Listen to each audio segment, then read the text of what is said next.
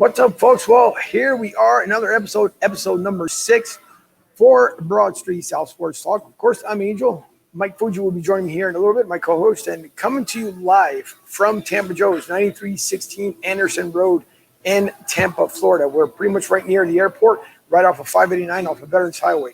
Come check it out. I'm going to step out of the scene here real quick just so you guys can see. We have the bar there in the background. All the monitors that are up normally at this part of the bar here, it's usually packed with all the Eagles fans. So even if you're not an Eagles fan, by all means, just come down, check out Tampa Joe's. And this year, of course, we have our group again for the second year here home at Tampa Joe's. So Philly to South crew will be here. I'm going to throw up their logo right quick before I get the rolling inside the show. So Philly to South, their new logo. And if you guys need to get a contact of anyone from Philly to South, Mike Klein, you can find him on his page, Philly of the South. He's got T-shirts that he is selling. So by all means, please look at the T-shirts, give him a buy, give him a like, and we shall get the show rolling. So we're talking Eagles. We'll be talking Flyers, Philly, Sixers, of course. Maybe some other NFL news here shortly. But we also like to thank our guests that we had on this week, Brandon Lee Gowton from Bleeding Green and BGN Radio, of course, the Eagles reporter, and Rob Maaddi from 97.5 The Fanatic, best-selling author. And we had such a fun time with both of those guys, and we had a show or pre-recorded segment just because, of course, they are busy with their schedules. But nevertheless, we'll get the show going here. So, guys, thank you, and I have a huge thank you as well right after this.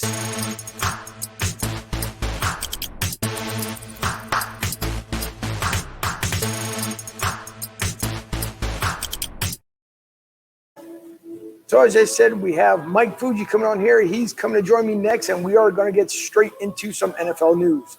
Here's Mike.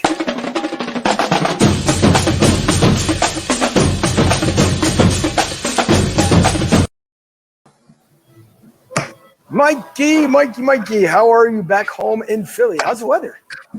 Weather's beautiful. What do you hear? What do you say, sir? No, I hear that over here it's overcast, and what I say is it's still nice though because we have nice temperatures down here in Florida. It's I think about 85 degrees right now. We're looking at about 89, so not bad. I can't complain. Beautiful here, no humidity, beautiful breeze in the Delaware Valley. It's always 14 days to kick off, and let's get ready to rock it, baby. Yeah, man. There's so much. Exactly. There's so much stuff going on with the Eagles and obviously around the NFL as well. It's the other thing. And give me 1 second here. I see a quick flashing comment. Maybe it's not there. Mike Sherman right off the bat here. Mike, everybody like and share the page. Thank you, Mike. Mike, one of the biggest supporters that we have. One of the biggest supporters that we have. And Mike Sherman, we thank you so much, obviously, for watching the show each and every week. We really do appreciate it. This week, we have some bonus footage for you guys. So if you don't get a chance to watch the whole entire show, of course, you can always catch it on the replay. But we have 2 great guests we had on this week. Mike and I really enjoyed ourselves with our guests, and they had a lot to offer. So it was fun, and we'll bring that up. But before I bring up what I'm going to bring up the NFL first, there's something real quick that I want to share with everyone. As long as I can bring it up, this is the fun part about doing this stuff here. Big news right here. Thank you guys so much. And a lot of this comes out from Mike Sherman and everyone liking, sharing the page. 400 views this week alone. And we truly do appreciate it. Mike and I really, really appreciate everything you do. I mean, my cousin Maria, also Maria from Bleed Green for Life. We thank her as well because she's been a nice supporter since we started this all. And so we thank everyone for liking, sharing the page, the views. Continue to spread the word. We really, really, truly appreciate it. And the more that we spread the word, well, of course, it makes it better because we can get more guests and more people to come on for you guys. In the future, we're having James Seltzer and Elliott Shore Park, so be in tune for that one. That'll be coming up with everyone's schedule once again because it is the season, and that will be football season and Eagle season. It's kind of hard to work out their schedules. But, Mike, well, kind of bringing some news here from the NFL. Coming out of the Chicago Bears camp. Apparently, Matt Nagy, which I was looking at the ticker not too long ago, he is not going to name a starting QB until the Detroit Lions game. What do you say about that? What do I say? It's not really a shocker because Foles, I'd give him the job, and Mitch Trubisky just pretty much turned into a number one bust, a.k.a. a bum. Yeah. Well, it seems like it's been a while as well that Matt Nagy, he can say the right things as far as saying that Trubisky was going to be his man. I think it's going to be a quarterback competition at the very end, and obviously it shows with the news coming out. So that was the one eye catcher, and then you also have some news from a trade last night from Jacksonville to Minnesota. Well, it was reported by Adam Schefter, the Minnesota Vikings and Jacksonville Jaguars have agreed to trade for Yannick Ngakoue. He has to sign his tender with Jacksonville. In return, Minnesota's given up a second-round pick and a fifth-round pick, which could turn into an unconditional third-round pick. So it's a shame Howie couldn't step in and pay that $18 million for Ngakoue, but the Eagles being cap strapped at the low 20s, $20 million range just couldn't be done. I think Minnesota's beat up their defense, and that's going to be a team to be reckoned with, which, they were in the playoff on not last year, but the last couple years. Right. So, Mike, let me ask you a question. As a fan and also the one that knows a lot of knowledge here as far as when it comes to the NFL, do you believe that maybe Howie, in his infamous ways, could have Howie made a trade for Yanni, or is it one of those things that between the salary cap or not having enough to be able to swindle him at least to come to Philadelphia? Oh, Howie loves those draft picks, and I would have given up the second and the fifth, but I think the cap issue, was probably definitely the issue up front where he decided he didn't want to pull the trigger. I mean, Ngakoue is only like 23, 24 years old. I mean, you lock him up to a long-term deal, which, $50 million next year over the cap. Carson Wentz is still kicking in. Plus, who the hell is going to be a cap guy next year? Unless Howie can rework the deal. Also, rumors of Zach Ertz getting a new deal. So, pretty much Howie has his hands tied. And it's a shame. I would have pulled the trigger in a second. But, again, cap strapped for 2021. The big thing, of course, was Rob Maaddi. He discussed that in detail last night, and it was pretty cool as far as how he break it down what we have to deal with come the end of this season, come next season. So, yeah, I agree with you wholeheartedly. But for those who are just coming on live, once again, thank you for coming on for Broad Street South Sports Talk. I am Angel. That's Mike Fuji here to my left on the screen here, and I am live right here in Tampa Bay, Tampa Joe's, 9316 Anderson Road. And just to show you this beautiful establishment here, this will be the dining area, which is directly to my left. Behind me, you have the open bars, of course, because I am in Tampa. You do have the Tampa Bay Lightning. Above me, which you cannot see, unfortunately, is our Super Bowl championship Eagles banner, which is directly above me. And then if you take a look from the outside, that outside area gets packed. Mind you, it gets hot here down here, of course, in Tampa, but it's so much fun. This place gets at least from 250 to almost 300 people that we pack. Now, during the pandemic, of course, it's going to be something completely different. Right now, the place is pretty much empty, so I can be mask-free at the moment. But as soon as the people start walking back in, then I'll throw on the mask here. But it's a fun place. If you guys have never been down here, if you are from the tri-state area, if you're coming down from Philly, Jersey, Delaware, even from New York, and you happen to be an Eagles fan, or you're just a fan of the NFL, please stop by here. The season starts for us, of course, in 2 weeks. We shall be here. I'll be here live throughout the whole entire season. So come down, join us, have fun with us. And believe me, it's a great place. Great food, great specials during game days. Cheap beer, not in quality, but in price. So by all means, come down to Tampa Joe's and really enjoy it. So, Mike, we're going to get into what – I'll be on the next flight out of here down there after the show. Come on down. I'm going to take that Tampa Bay Lightning sign down and put a Flyer sign on.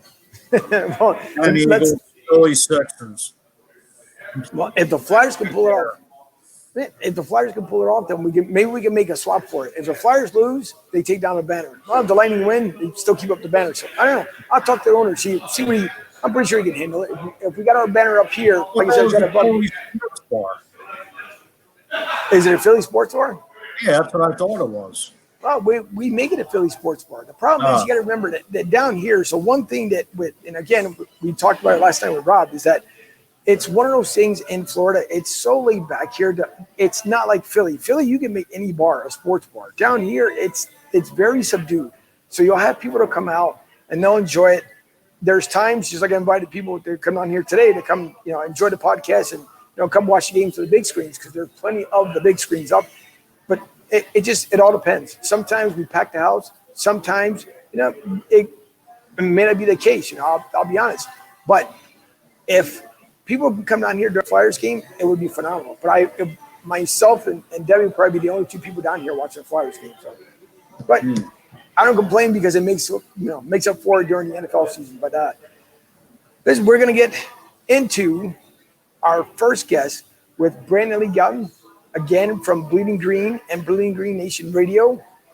He is an Eagles reporter, and he took the time to be with us. And give me 1 second before I go into that. Someone commented, nice picks. Thank you so much. We really do appreciate it. Somebody else said, please send me those pics. I will put them on my website. Thank you.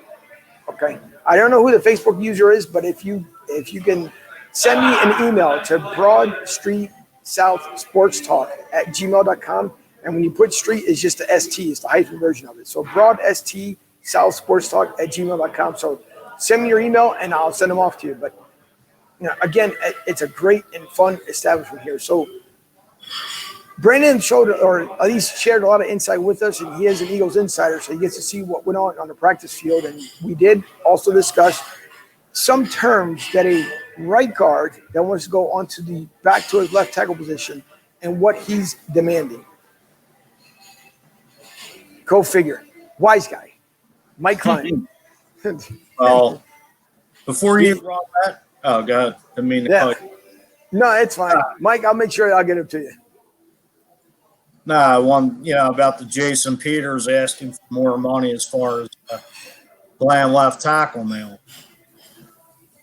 That being news yesterday out of Eagles training. It is so true.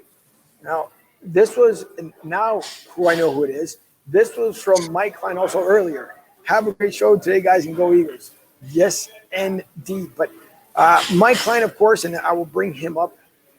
This is always the fun part, switching things back and forth here. But Mike Klein, who is the owner of Philly to the South registered trademark, he puts on a great fan club. And by the way, it doesn't cost any money whatsoever. There's no dues, none of that good fun stuff. And we're here just to have fun. And I've had the pleasure of knowing Mike now for 2 years, going on 3. And great guy. Again, I don't say things about people, whether they're here, whether they're not here. If you are a fantastic individual, I'll call you out. And because Mike is a fantastic individual, don't get me wrong, he brings it to the club and makes you just feel fun here. And if Mike Goodwin's here, which Mike Goodwin is the owner of Tampa Joe's, I would have him on so he can discuss his bar. So maybe I can get one of his employees to come on a little bit later on. But we're going to get right into it with Brandon Lee Gowton, and this was from earlier this week. Right, so we've been talking a little bit of the Eagles here, and we're going to talk some more about the Eagles, because we love our birds.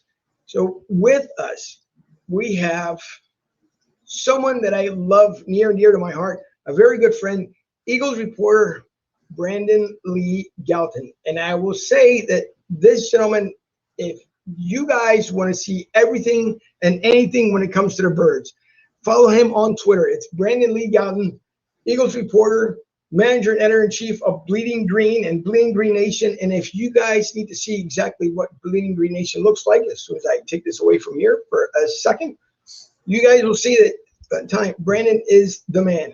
He's just the man. And I'll bring up the logo here in a short second because I got everything flying all over the place. But there you go. If you want to follow him, follow the podcast.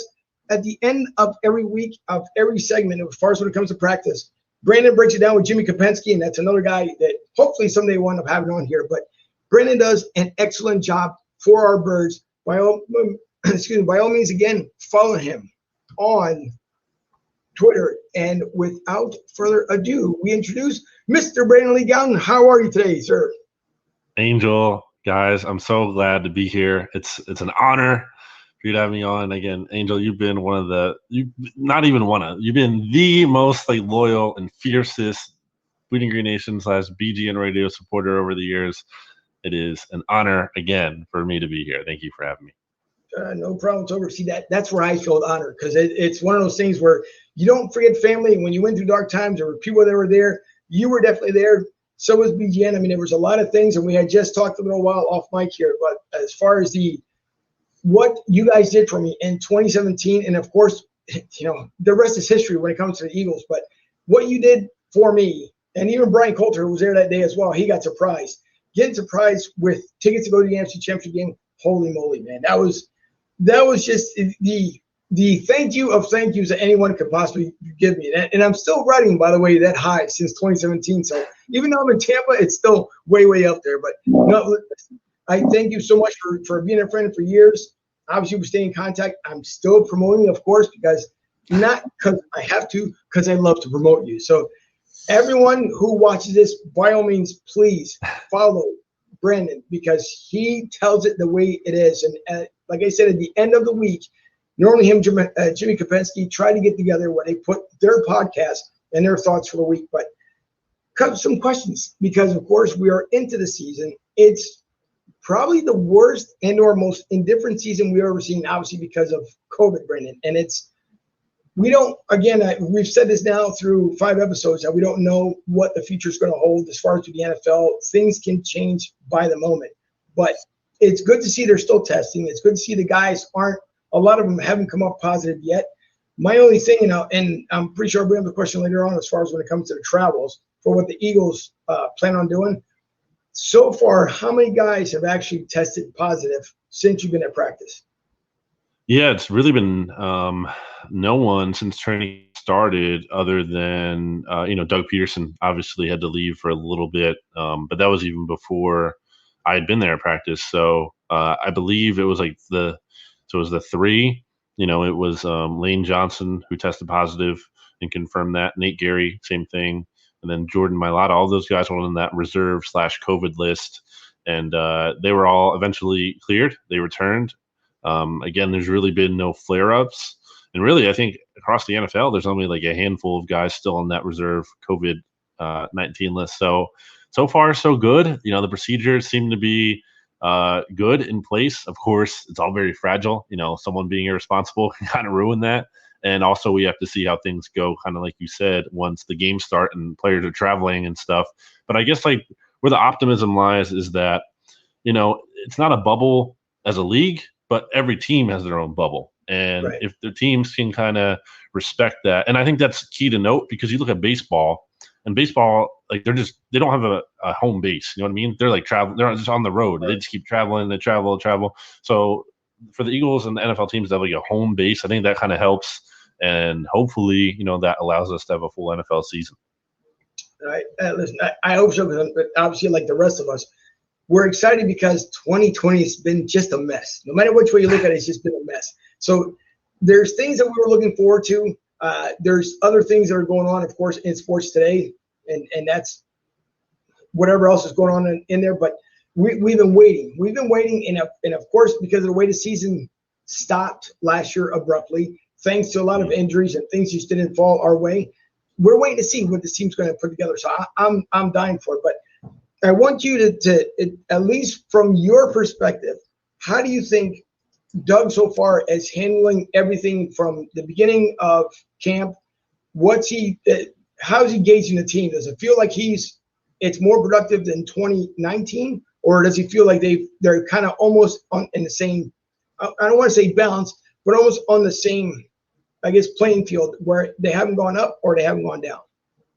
Yeah, I think you can always trust Doug to run the operation pretty smoothly. Just, you look at, I think the thing that's most impressive about Doug and like his calling card, if you will, is how whenever the team faces adversity, and just think back to the past couple of seasons, like their season's on the brink, it's looking like things can go bad, their season could be over. Like Doug Peterson is there, and the players and him, they rallied together around to save the season, the past 2 seasons, and really in the Super Bowl year too, obviously as well, when Carson went down. Right. So whenever there's adversity, it seems like Doug Peterson is there to help lead this team through that adversity.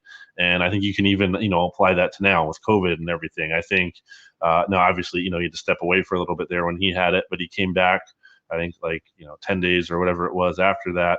And, and he's back now and everything seems to be running smoothly. I think camp looks pretty normal. When I'm there, obviously, the reporters that I'm with, we're standing further apart than we usually would. We have masks on.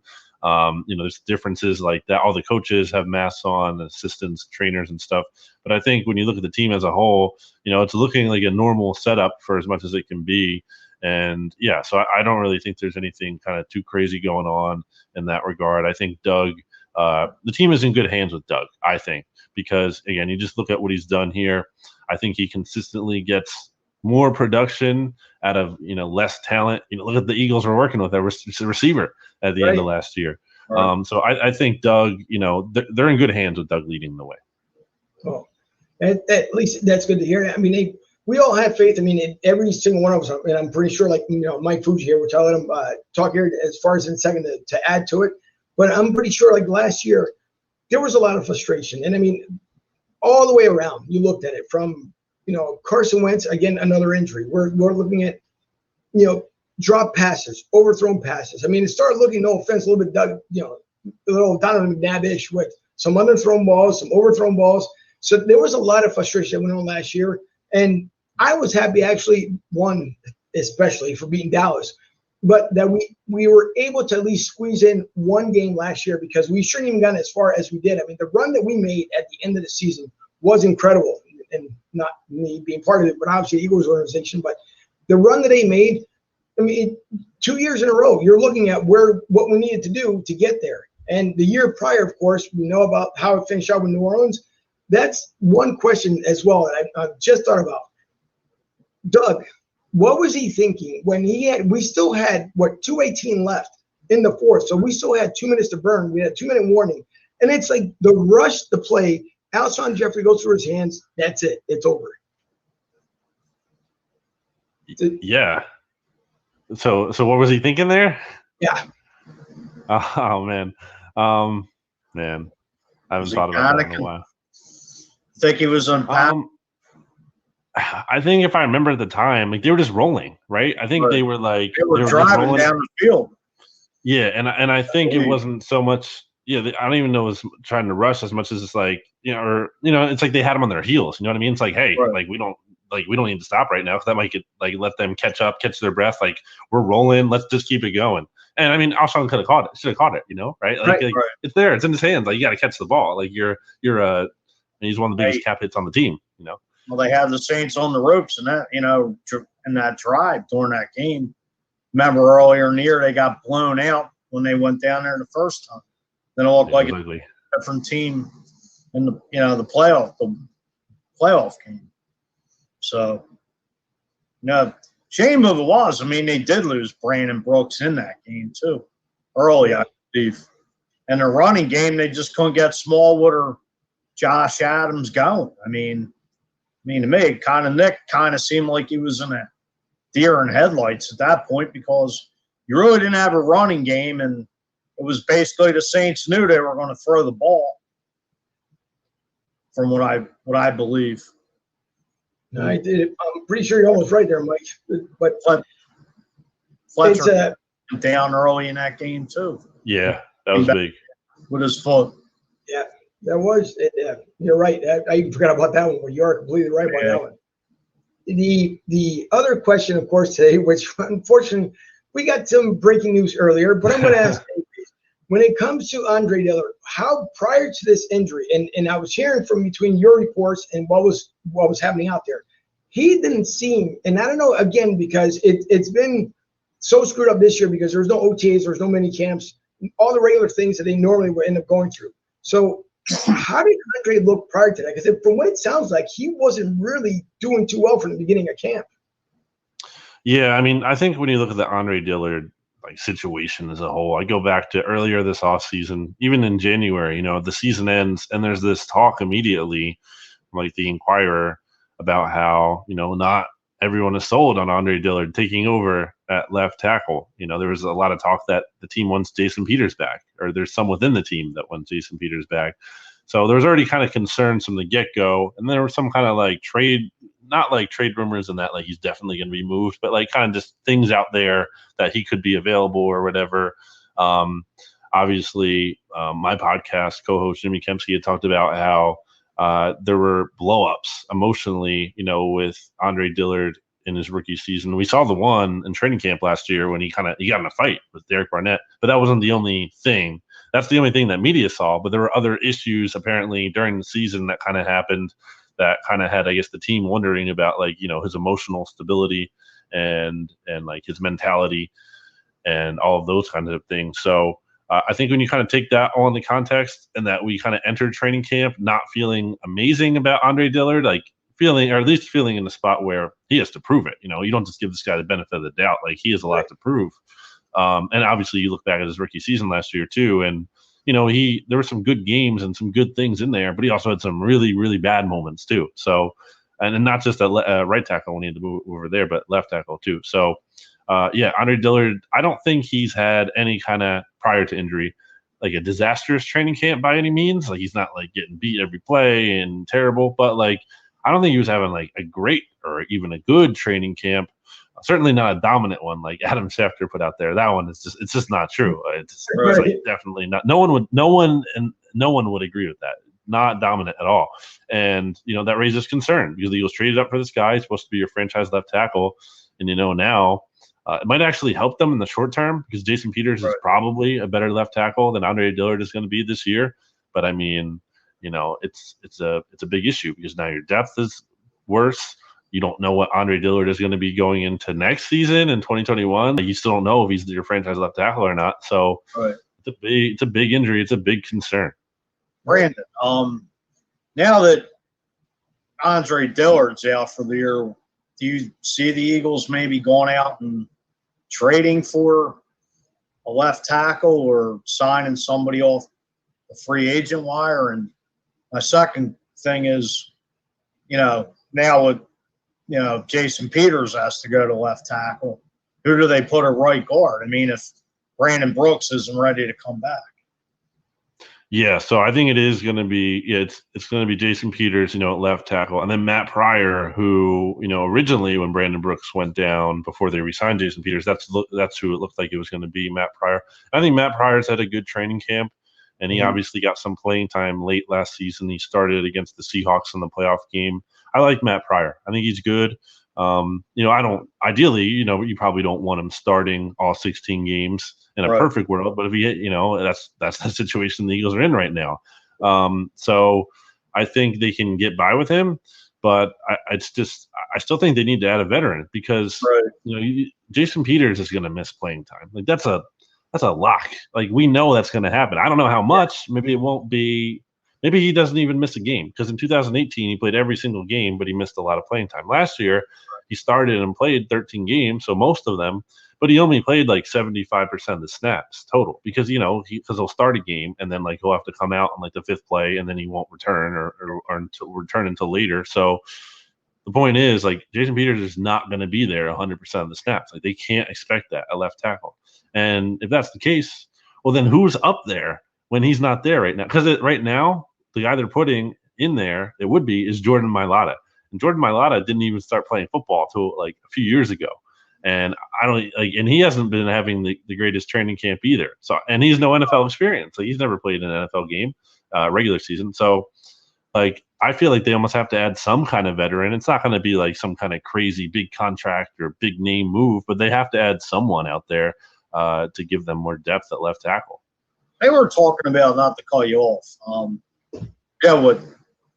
on the radio yesterday, and they were saying the reason Jordan Mailata is behind was because he was on the COVID list. Like he's just getting his bearings, like just getting back in the, playing up the offensive line. And maybe that's why he's behind in the practices after 1 week or a week and a half, you might as well say. Yeah, I mean that's possible that like that's played into it because he needs all the reps he can get. Because again, doesn't have experience. So I mean, I wouldn't say that's the only reason he doesn't look great, but it doesn't help him. It's not gonna help him not being there. I think he's just he has talent and he has size and the profile is like intriguing, but he's just not like refined yet. And how can he be? He doesn't have the experience. And maybe playing he'll get experience and get better, but I just have serious doubt about him Like you're asking this guy, who has not played a lot of football, to be the guy protecting Carson Wentz. And if he messes up like even once, I mean, like that could be your season. Carson Wentz goes. I mean, who knows how Nate Sudfeld or Jalen Hurts will play. But I'm saying, if Carson Wentz is hurt, like that's a big deal, and that's part of the problem we saw with Dillard before he got hurt on Wednesday's practice. Like he got flattened into Carson Wentz's legs by Joe Osman. Joe Osman, an undrafted free agent from a couple of years ago. This isn't like Khalil Mack or whoever. Like this isn't some star pass rusher. And it the same thing could happen to Mailata. And it's a big concern. It's a really big concern. About the quarterback situation, would you say between Nate Sudfeld and Jalen Hurts with the competition, who would you say is standing out more? As far as could Jalen Hurts be the number 2 behind Nate Sudfeld or in front of Nate Sudfeld? I think it's only a matter of time until Hurts takes over that role early on in training camp. So not this past 5 days, but the first 5 days, I think Hurts was clearly outplaying Nate Sudfeld, and overall is just clearly more talented than him. I mean, his mobility, just some of the throws he was making, just the accuracy, just arm strength, everything. Like I think Jalen Hurts is a talented kid. Now, in this past week here, I think he's cooled off a little bit. I wouldn't say Jalen Hurts has looked bad. I would not say he's looked bad by any means, but he hasn't looked as flashy and impressive as he was the first week. And I thought Nate Sudfeld, who kind of struggled a little bit, or I don't even know if he struggled, but he just didn't stand out at all, good or bad. You didn't really get any kind of impression from him. And other than, I think he kind of holds onto the ball too long, and he still kind of does that. But he's looked a little bit better recently. And Doug Peterson has said, Nate Sudfeld is the number 2. And just even looking at how the practice reps have gone, there was a day, I think recently, where Nate Sudfeld pretty much got all the number 2, and he even got some work with the first team too. And that wasn't because Carson was hurt. It was just because they wanted to throw him in there. So I think early on, Sudfeld is the number 2. But if he struggles, or if Carson Wentz is out for a long period of time, the whole season, then I think Sudfeld's going to be, I think Hurts is going to be playing sooner than later. So Sudfeld has the job for now, but I don't think he's going to hold on to it for super long. Well, they were saying Jalen Hurts and Deshaun Jackson had a great rapport last week. They really connected. Yeah, I mean, Deshaun Jackson makes any quarterback's life easier. He still looks as good as ever. He turns 34 this year. He's coming off surgery, but it doesn't matter in terms of you just watch him and he's constantly open in practice, and he's still burning guys, and he's not even going full speed because Deshaun Jackson does not practice full speed. I mean, on a certain rep, he might want to, he might when he wants to beat someone, but in general, he's not going even all out. But Deshaun Jackson is still going to be a huge weapon. So yeah, I mean, you put Deshaun with any quarterback, and I think it's going to look good. Right. How would you say Jalen Reagor and Deshaun Jackson, have they bonded and connected?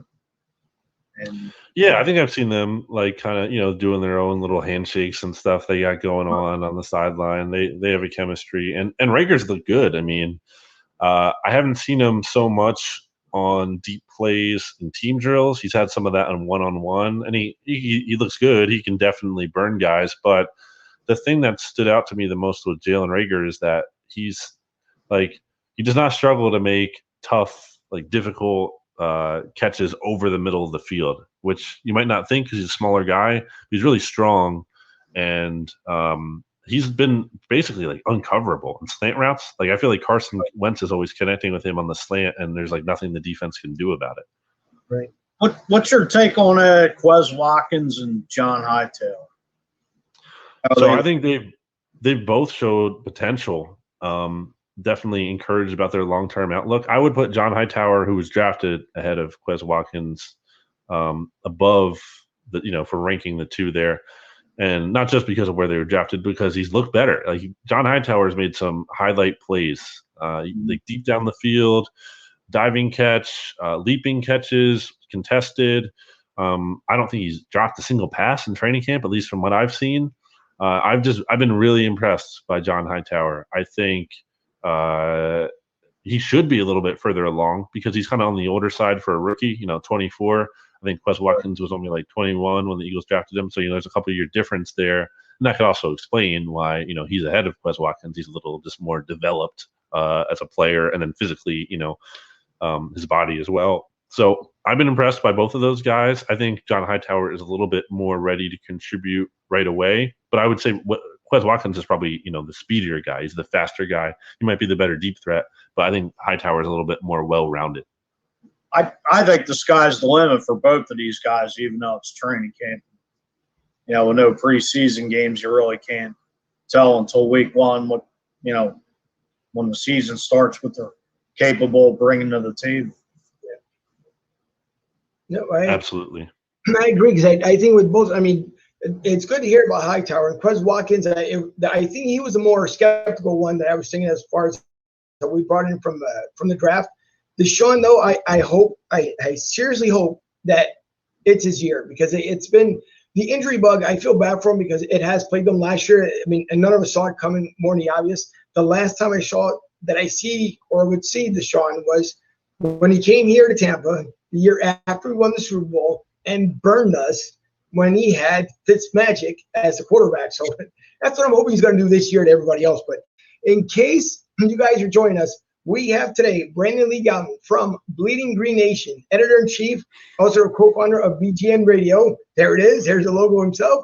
But anything inside as far as football, Eagles, Brandon Lee is your man. So follow him on Twitter. And Brandon, again, thanks for being on with us. But I got a question as well. And Mike had he brought up almost kind of a flash from the past here, but we know that obviously Schwartz is trying to do bigger things with the defense. But there's two guys that come to mind here. Of course, both late great Buddy Ryan and Jim Johnson. And to me, what I want to ask is Jim Schwartz looking to at least bring back the glory days from both of those guys? Is he trying to do his own thing? Is our defense, which it seems like right now, is doing a lot better than last year? So would it be almost safe to say that we could possibly be in the top 20, maybe top 15 as far as defense this year? Yeah, that's where I would expect them to be. I think Jim Schwartz is underrated, and I think that's not a popular opinion for a lot of people who obviously don't like him or are always calling for him to be fired. But when you look at what he's had to work with, the Eagles have had literally like one of the most injured defenses the past 2 years. If you just go by, Football Outsiders has this metric called AGL, it's adjusted games lost. They kind of, track, the impact of these players who are being lost to injury. And the Eagles have been the worst, or one of the worst teams in terms of most serious defensive injuries these past couple of years. Just think about it. Like the secondary everyone's been banged up there. The defensive tackle position has been like decimated outside of Fletcher Cox. They've had a lot of serious injuries. And despite that, you look at like the rankings in terms of DVOA by Football Outsiders, like they're always at least average. And then you also, not even just the injury thing, but you look at how much the Eagles have spent on defense, and that also ranks in like the bottom half of the league. So point being, like Jim Schwartz has had a lot of injuries to work with. He hasn't had like the most resources in terms of money spent on the defense. And they're at least average always. Like they're not. I know they've not been perfect. There's issues for sure. I don't think Jim Schwartz is flawless by any means. But when you look at the fact that the Eagles have I think they've allowed the 5th fewest amount of points in the NFL since Jim Schwartz took over total. And then at home specifically, the Eagles have like the best home defense in the NFL since Jim Schwartz was hired in Philly. Like no other team has allowed fewer points. So when you look at those things, I think Jim Schwartz has done a really good job. And now, in theory, he should have some more talent here. Yeah, the Eagles lost Malcolm Jenkins, and that's not a small deal at all.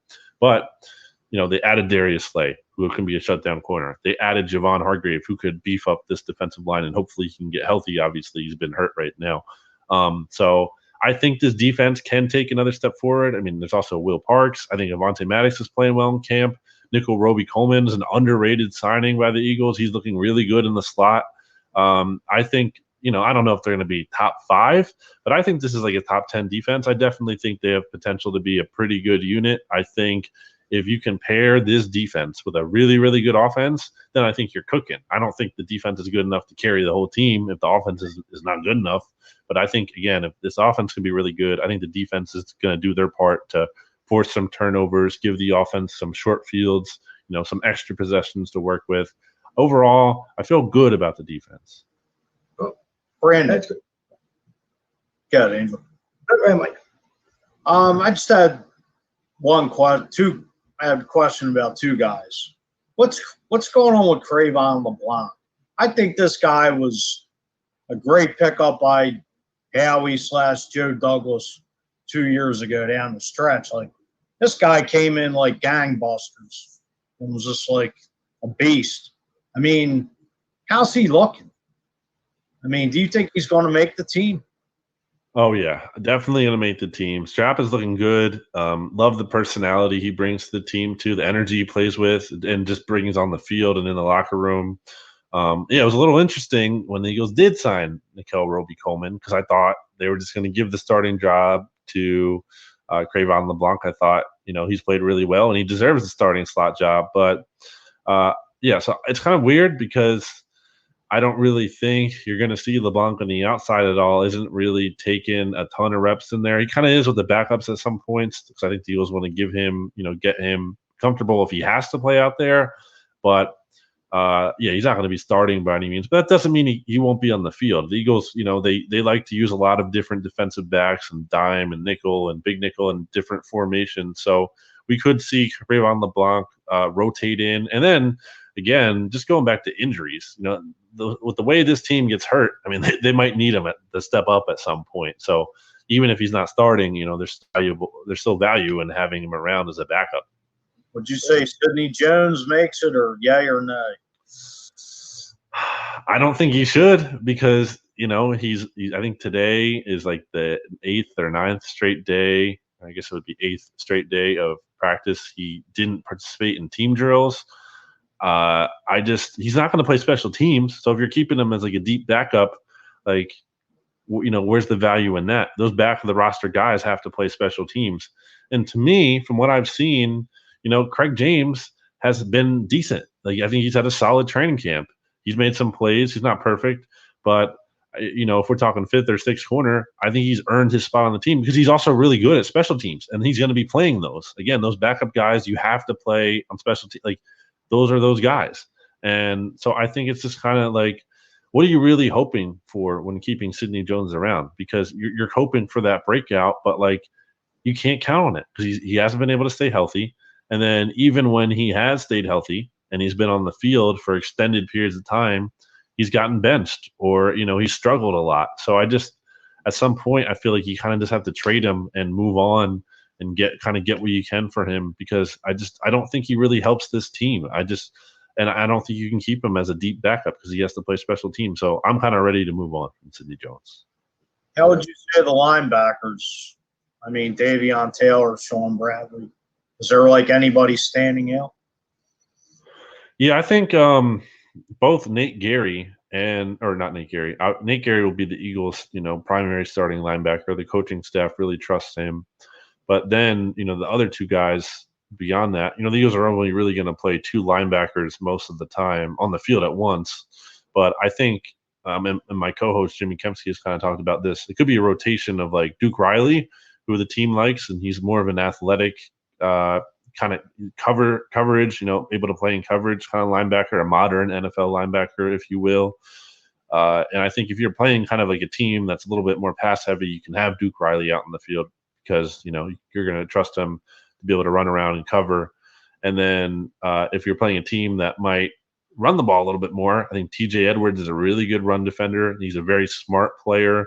He's not very athletic, so he's kind of limited in pass coverage, but he's smart. And I think that kind of lets him make up for the pass coverage deficiencies a little bit because he kind of understands where he should be.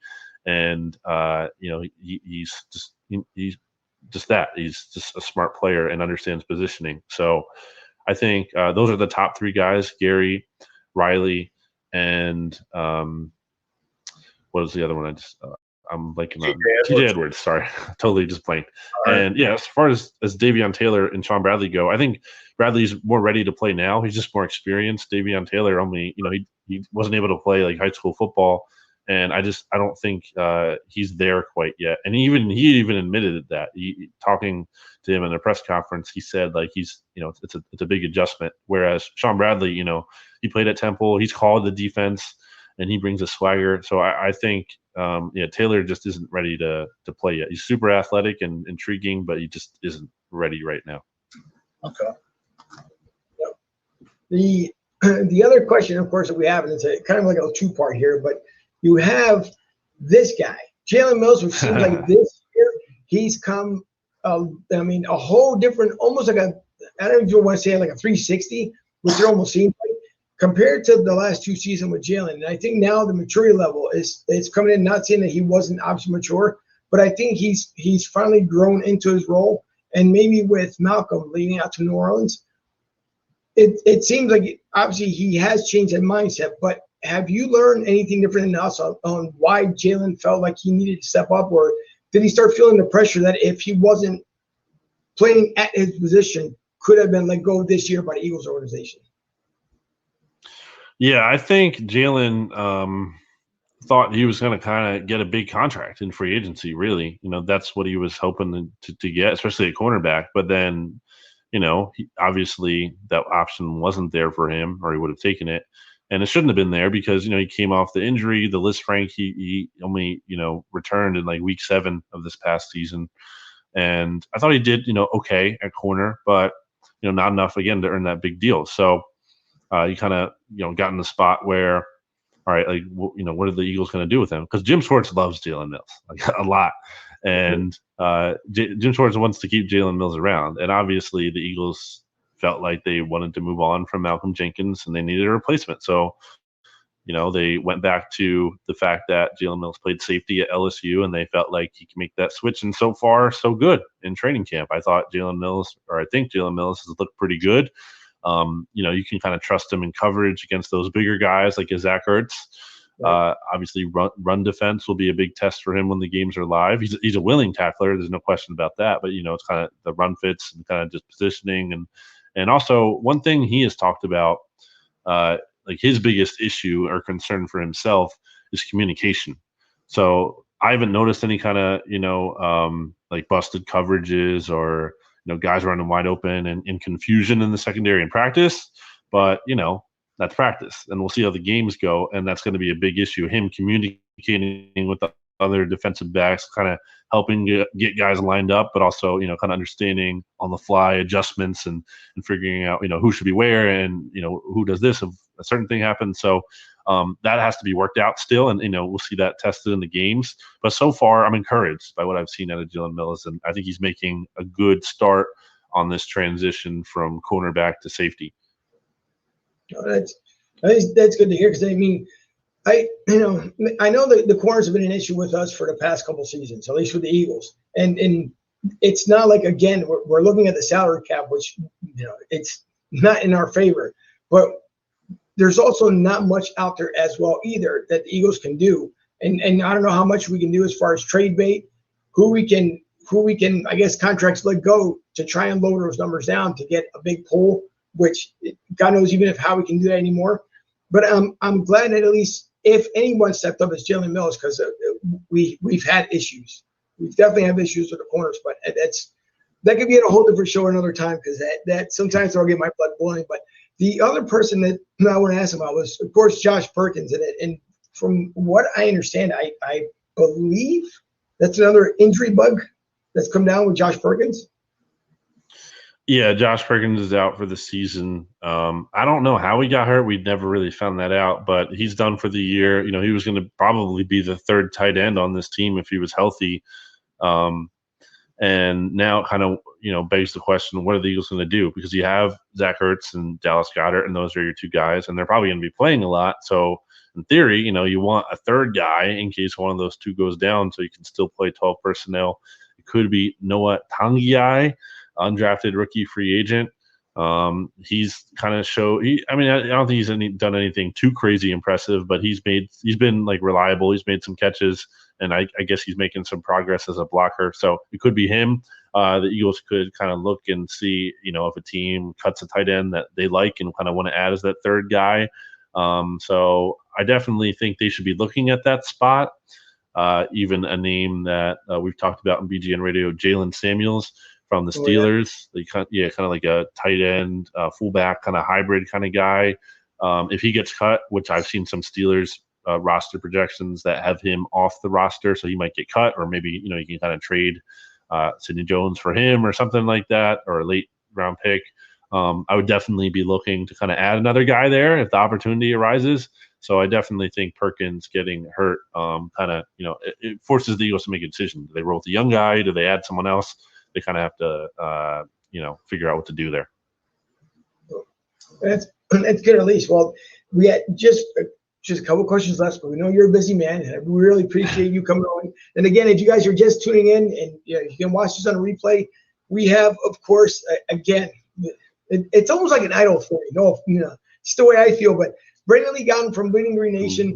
Again, follow him on Twitter, and it's always showing to Brandon. The one thing before I get to the next question here, but for those who don't know, obviously, we go back some years, and it started back on 97.5 The Fanatic when the guys were just starting in the foot on the door, and everyone's kind of get to know each other. And Jimmy was there, John Barcher. Of course, they've gone on to do other things.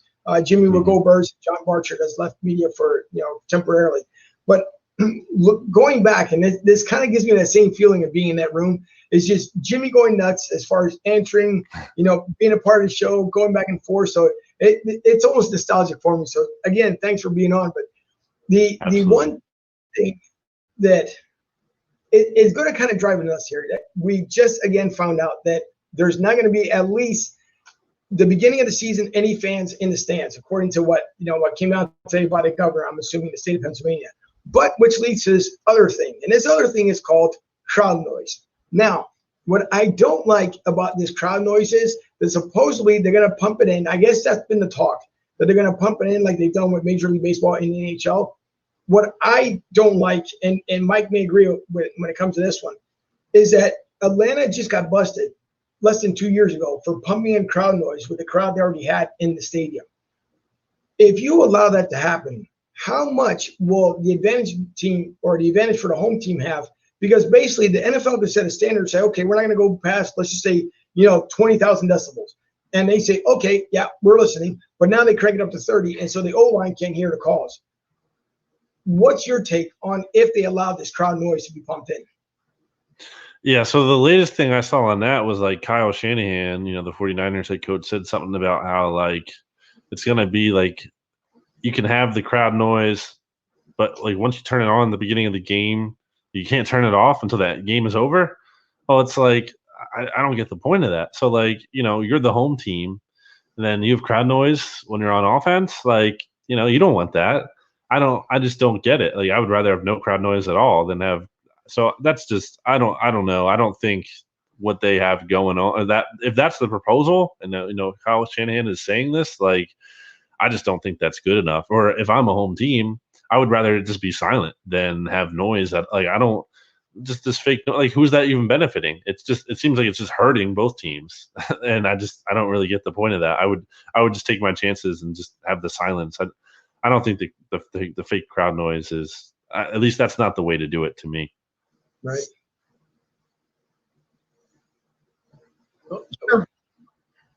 There have been any talks about teams traveling the same day to practice, playing returning home to avoid the COVID? I mean, maybe to quarantine it all?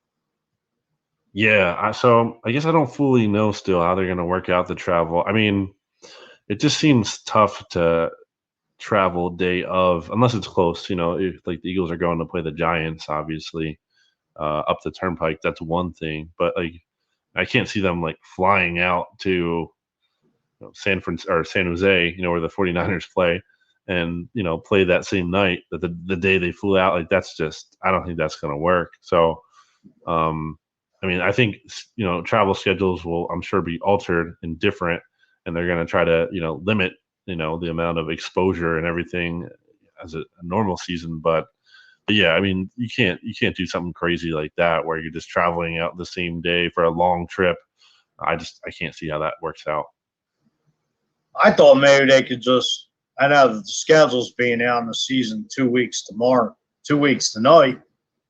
Play the teams within the region. Maybe like how they're playing like the AFC East and the AFC North. Like they could, break the league. Like the way Major League Baseball's done. Basically play each other division-wise, and just to keep everybody from traveling all over the country. Like that makes sense. Yeah. I mean, I thought, they could have taken a page out of Major League Baseball and did it that way and just kept everybody like up here in the Northeast corridor and breaking up the West, the South, and, sort of that way. That would help. I would think so. I think so as well. But I had one thing here that we keep hearing, and I'm going to let Mike ask about Alshon Jeffrey, because Alshon is good guy, but it's starting to be that balance. Either good Alshon, bad Alshon. But I'll let Mike ask the question, because this sometimes gets Mike fired up a little bit too. Okay. Did you say Alshon can bounce back, or do you see his days in the rearview mirror? So, first of all, I think he's going to begin the season on the PUP list. I don't think he's ready to start. So, and if that's the case, that automatically means he's missing 6 games. So, that's the starting point. And then just looking at, he's a List Frank injury. That's an injury that cost Jalen Mills literally like a whole calendar year. He suffered it first in October 2018, and he wasn't able to return until October 2019.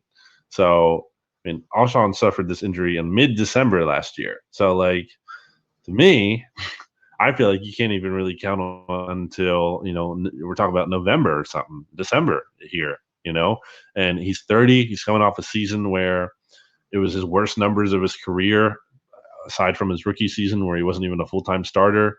And I also just think back to, I was talking to a doctor earlier this offseason for bleedinggreennation.com and BGN Radio, and this doctor was telling me that he just does not really feel good or confident about Alshon Jeffrey's outlook this year.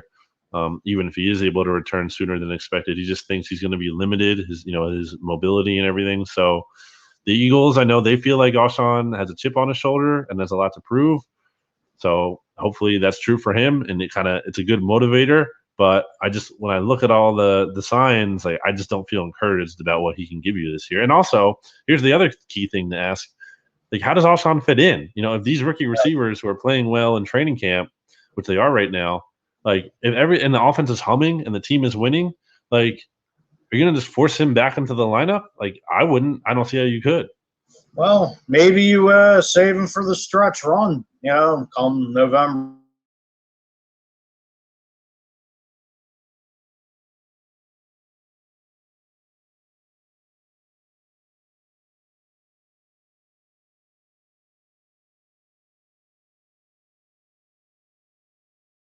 I mean, there's probably not enough balls to go around, though. Just saying. Yeah. It's listen.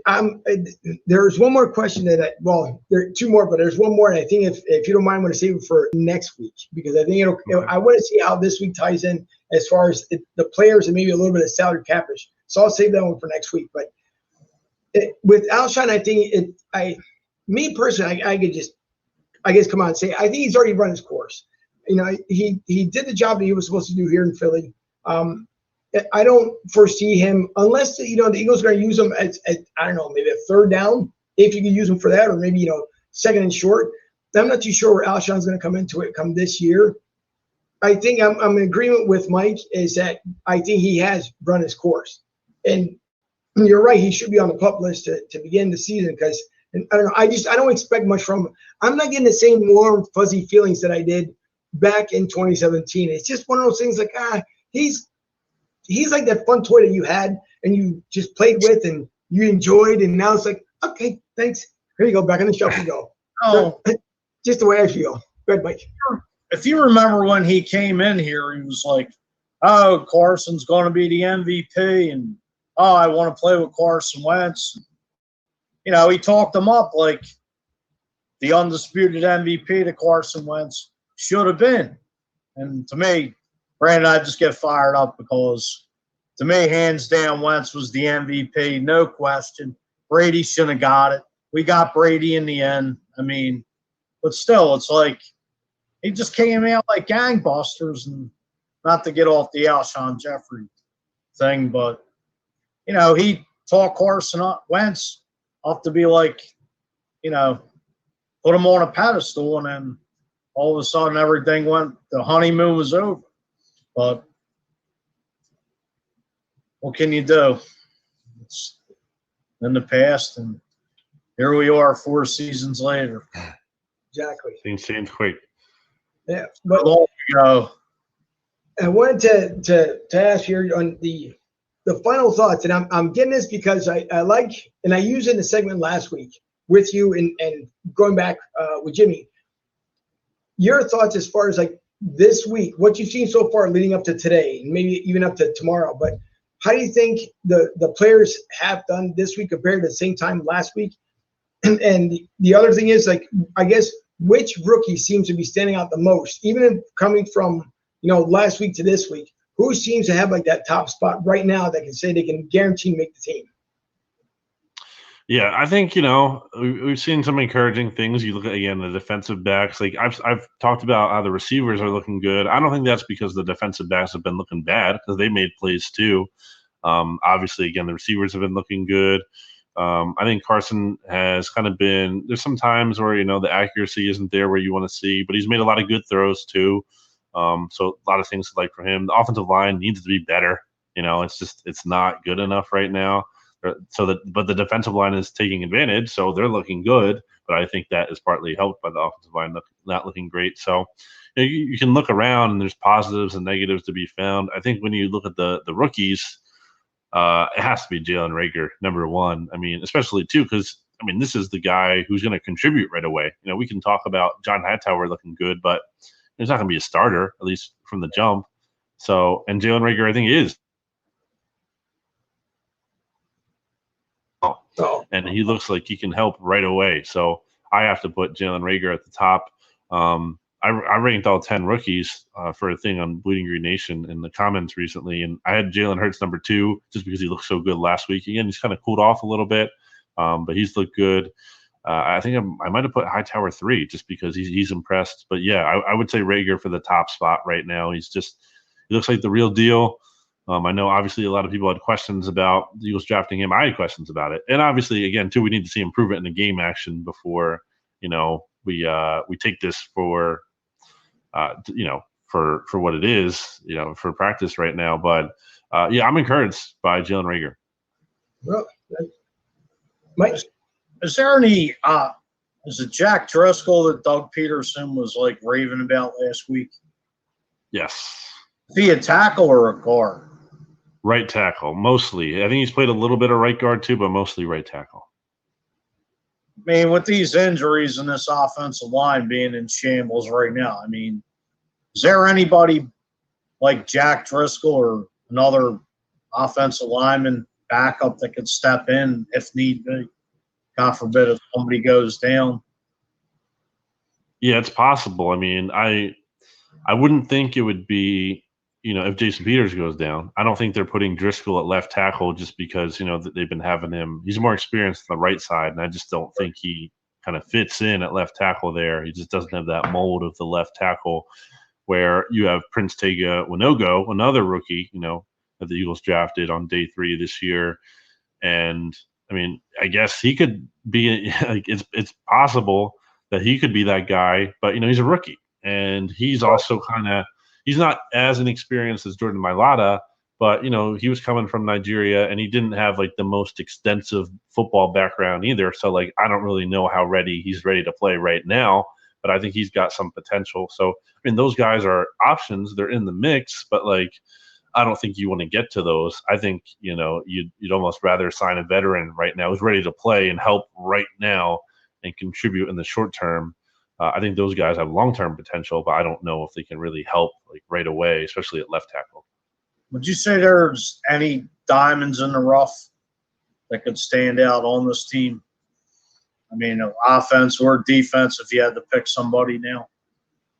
Yeah, I think Deontay Burnett, who I don't even know if he's going to make the team, and he was, like, starting for the Eagles late down the stretch last year. And this is the guy the Eagles they picked up because he was unsigned.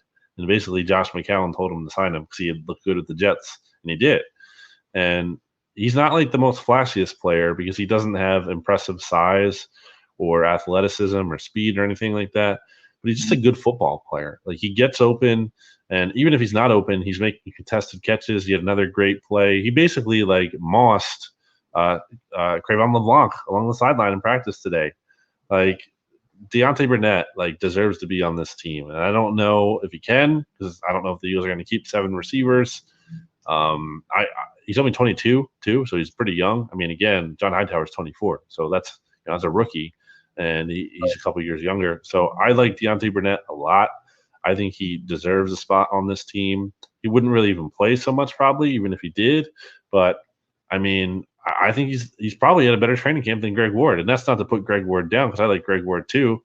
But I mean, I would give Deontay Burnett a chance to be on this team. I think he looks really good. Maybe he could be the next Greg Ward after being cut 16, 17 times and brought back. Yeah, Yep. Could be. So I got one final question, and probably the most important one of the evening. Who wins the series? It's Flyers in 7. This is gonna be a tough series, man. I said that. I guess the after game 1. I wasn't. A lot of people were worried. Flyers lose this game, they get blown out. And they obviously got off to a bad start in the first period there in that first game. But I thought they bounced back. There's some unlucky goals against them. This team is resilient. Like, that's the stat came up yesterday. They're like 11-0 in games after they've lost. Like, they're a resilient team. They're well coached, I think, overall. There's a lot of young talent. The Flyers are going to be, I think they're going to be fine, but it's going to be tough. It's going to be a tough series. Islanders are good. They deserve credit. It's going to be, I think it's 7 games, and the Flyers win in 7 games. Well, good to hear, because I think, Mike, I'm almost certain you picked them in 6, correct? Or was it 7 that you told me? 6, correct? Yeah. So 6. I think I'm in agreement. I think it's going to go the distance. I was feeling originally, I was even feeling 5. Might have been pushing it, but after game 1, they did bounce back really well. But Brandon, thank you so much for taking the time. And I know, again, you're busy at practice. But again, you're my guy to go to on the inside. So I thank you so much for coming on with us, with my co-host, Mike Fuji. So again, everyone who doesn't follow Brandon on Twitter, please look him up. Brandon Lee Gowton on Twitter, the co-founder of Bleeding Green Nation. Of course, the Eagles inside reporter, Eagles reporter. So listen, again, feels like my honor, truthfully, you being on. And hopefully we can do this again next week if you don't mind, if you have the time. Guys, I am honored to be here. Thanks for having me. Appreciate it. You're welcome.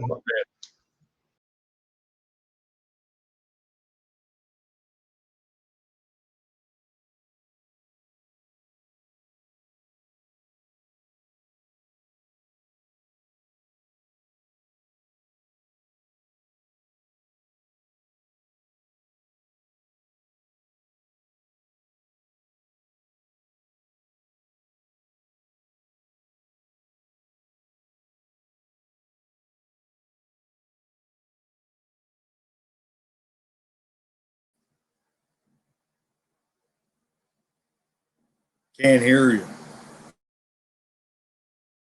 I know.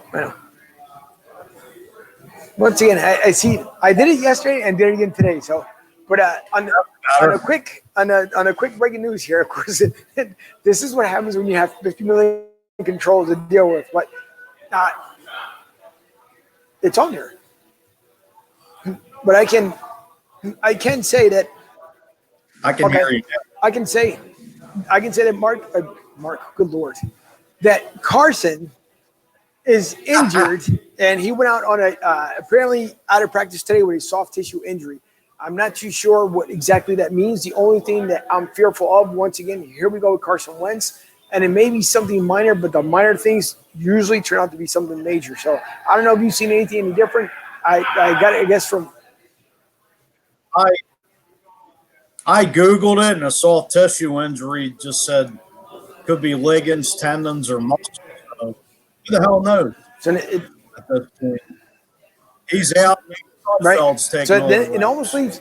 Now we just, of course, got off not too long ago here with Brandon, and we were going back and forth as far as saying like who can leapfrog who. So now, if Carson goes down, we have Nate Sudfeld that now steps up. Does Jalen, because Jalen seems to be the most loved guy right now during practice, along with with John Hightower, Jalen Rager.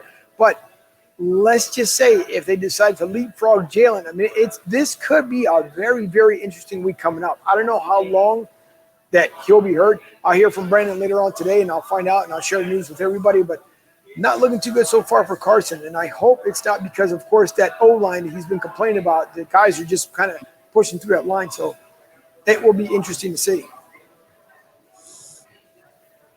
Well, hell, he better go out and get a left tackle because, I mean, back to the Jason Peters thing, you already paid him $3 million. He made, our discussion when Rob said last night, he's made $110 million. Like, we're keeping it right tackle, right guard, and plug in Matt Pryor. I mean, something's got to be done to protect Carson. I mean, Lane Johnson's been out. Kelsey's nicked up as well, and just beef up the offensive line quick. Yeah, this is true. Get on the horn. Mike, again, Sherman, he shares with us, he says if Carson Wentz misses significant time, there's absolutely no way you throw Jalen Hurts into the starting position, especially with that banged-up offensive line. Interesting. And so true. I'm not going to disagree there. I'm not. And again, we discussed it with Rob Maaddi, but it's tough. I mean, it's this particular season so far during training camp has not been the best. And again, I'm not saying that just for the Eagles. It's been all around the NFL. And because of the condensed version this year of practice and the way the teams are going to come out, I mean, we're looking at practice right now. That's not even leading into week one. So could you imagine come week one? We saw the injuries last year, week one, week two. So imagine this year if we go through the same nonsense all over again. And then you got another guy that's complaining, saying that if you move me from one position over to the other side, I want more money. So that will come up later on again, and it's something that's just going to drive me absolutely insane. I think it's catch-22 if you throw Jalen Hurts in there because maybe in the old days, a quarterback, rookie would hold the quarter in the spring. But you look at guys like Kyler Murray that were thrown out there to the wall. A lot of these young guys coming out college now are starters. I mean, look at Wentz. When they traded Bradford for number one. Carson was given the job at State was told he was the number one. So why not try Jalen Hurts? I mean, you don't know what the hell you're going to have this season. If Wentz is going to miss significant, give him a shot. Right. Mike, you don't know until you learn on the job experience anyway. Exactly. Then Mike Sherman, if he wants to put a rebuttal, listen, we'll do the great debate here since we don't have one truthfully for the political side. So we'll do the great debate on the Eagle side here. Well, I'll be the narrator, and you guys can kind of go back and forth here. But that's true. Great sports debate. In case you guys are joining us, I am here live at Tampa Joe's 9316 Anderson Road in Tampa. A fun and great establishment. Very family friendly. Might kind of knock you out the pictures here just for a second so I can kind of pan out the shot. And you guys can see here in the background, we got a couple of people eating the lunchtime specials here. You have the Tampa Bay Lightning Bolts, of course, in the background. Naturally so because, we are in the Tampa area. So the Bolts are playing. Of course, the Flyers are playing. Not too good for the Fly Guys last night. We hope that they bounce back as well in Game 3. But If you guys come down, again, if you're from the tri-state area, if you happen to live in the Florida area and have not found a club and or organization to belong to, and my good friend Mike Klein has been nice enough to share his brand new logo, the Philly to the South Philadelphia Eagles Fan Club. And you can go on to phillytosouth.com, reach out to Mike. You can also view him on his Facebook page, Philly to the South. He's got T-shirts for sale with the new logos. And if you guys don't mind, take a look at them. They're very inexpensive. They're good quality shirts. They'll be arriving soon. So last year, I happened to pick up one. And last year, it was a little different last year compared to this year's logo. But listen, I have actually a couple of shots here of the fine food that is Tampa Joe's here. So if you come down, this is not your average like microwave food. They don't pop it in, beep, heat it up or anything else like that. It's all fresh, made here, homemade. Flatbread pizzas. So if you're looking to be on a healthy diet, you don't want that big old humongous looking pizza, you can get the flatbread pizza. You also have the Cuban sandwich that looks absolutely delicious. And my producer to my right here, she tried it. And she said she loved it. So it must be well because she loves Cuban sandwiches. The last thing I'm going to show here is the fish and chips. So if you're feeling a little British, I'm not even going to try the accent because I know I'll end up screwing it up. But if you like fish and chips, by the way, they have it here as well. And there's tons more food, here. So again, the beers are always flowing off the taps. I've never had a beer here that tastes old. And mind you, I've probably only had about 4 because I'm not a heavy drinker. So I just have it on game day. And if the Eagles are winning, I pretty much have it towards the end of the game because, of course, then I have to drive home. So I watch what I end up drinking. But if you are in the Tampa area, please, by all means, come down to Tampa Joe's. Mike Goodwin is the owner of Tampa Joe's. It's a fine establishment. They have indoor seating, outdoor seating. During game time, we have about 250 or 300 folks here. A lot of people do come back throughout the season, and they like to hang around with us. We've had people come from Jacksonville, Orlando, down from Miami up to Tampa. So we've had people coming all over the place. And we actually had a group of 8 girls that had a girls' outing, and 3 of them found out about Mike and actually came here to the club. So it's a really nice place, and you guys will get to see it here live in about 2 weeks as long as they continue having football. But, other than Carson Wentz, the other thing here that was kind of neat that I saw not too long ago was, well, not neat in a sense, but apparently since 2017, our quarterbacks have been hit 351 times. Now, let that sink in, Mike, just a little bit. 351 since 2017. It's only 3 years away now. We're talking about these stats. With the line the way it's going right now, how many hits could we possibly be looking at by the end of this season? You're talking about one of the better top 5 out in football. That says a lot. I don't know. It's time to start getting younger on that offensive line, I think, going forward. I think so. I'm going to agree with you because I believe so. It's just it's incredible. It really is. It's on this organization. When it came back, so I was waiting for the pause here. So looking at again, we know that the Eagles are pretty much tied when it comes to salary cap. Rob Maaddi broke that down for us in the next segment here.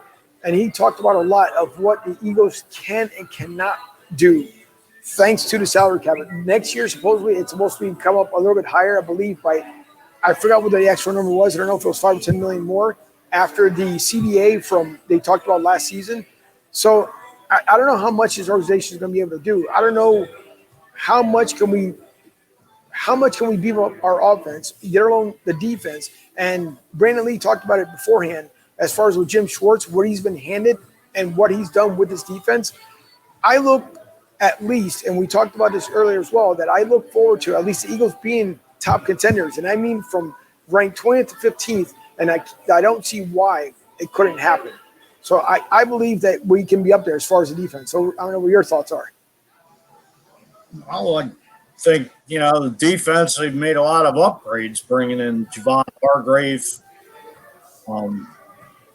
Coleman, D-back, Will Parks from Denver, trading for Darius Slay, a major upgrade at D-back. The question of it is, can everybody stay healthy and the linebackers are probably the biggest concern. Yeah. Besides the linebackers, the offensive line. No OTAs, no mini camps, no preseason games. Who the hell knows? I mean, some of these guys could be trapping like flies week one. But if Jeffrey Lurie happens to be watching this, by all means, we're available. If he needs us in, put me in, coach, because I'm ready to go.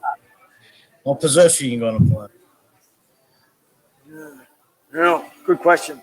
I could fill in for Carson for a little bit until I get that first knockdown, and then Got a good range with that arm there.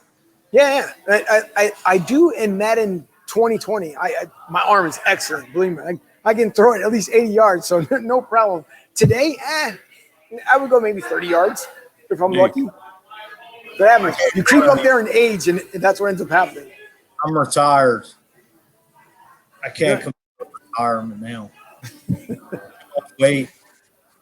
That's why I watch the games. That's right. Let's head down to Mitchell and Ness, right? The free little plug there, but head down to Mitchell and Ness, grab your cleats again from out of your retirement, because I think that's where you retire them down there. Bring them back and get back on the field. I hung them up a long time ago. Well, coming up, of course, we have the Phillies that we're going to be talking about with Rob Maaddi. So we're going to start off with the Phillies. And Rob Maaddi, again, if you guys don't know who he is an acclaimed author, best-selling author. Birds of Prey was a book that he wrote back in 2018 for the 2017 Eagles, and how they finished up the season and how they felt spiritually that season. He has 8 other books also that he has written. So if you guys go to robmaaddi.com, you look and it has his complete bio, his rundown. His wife, Remy, also is there with him as well, and they have what's called Faith on Field.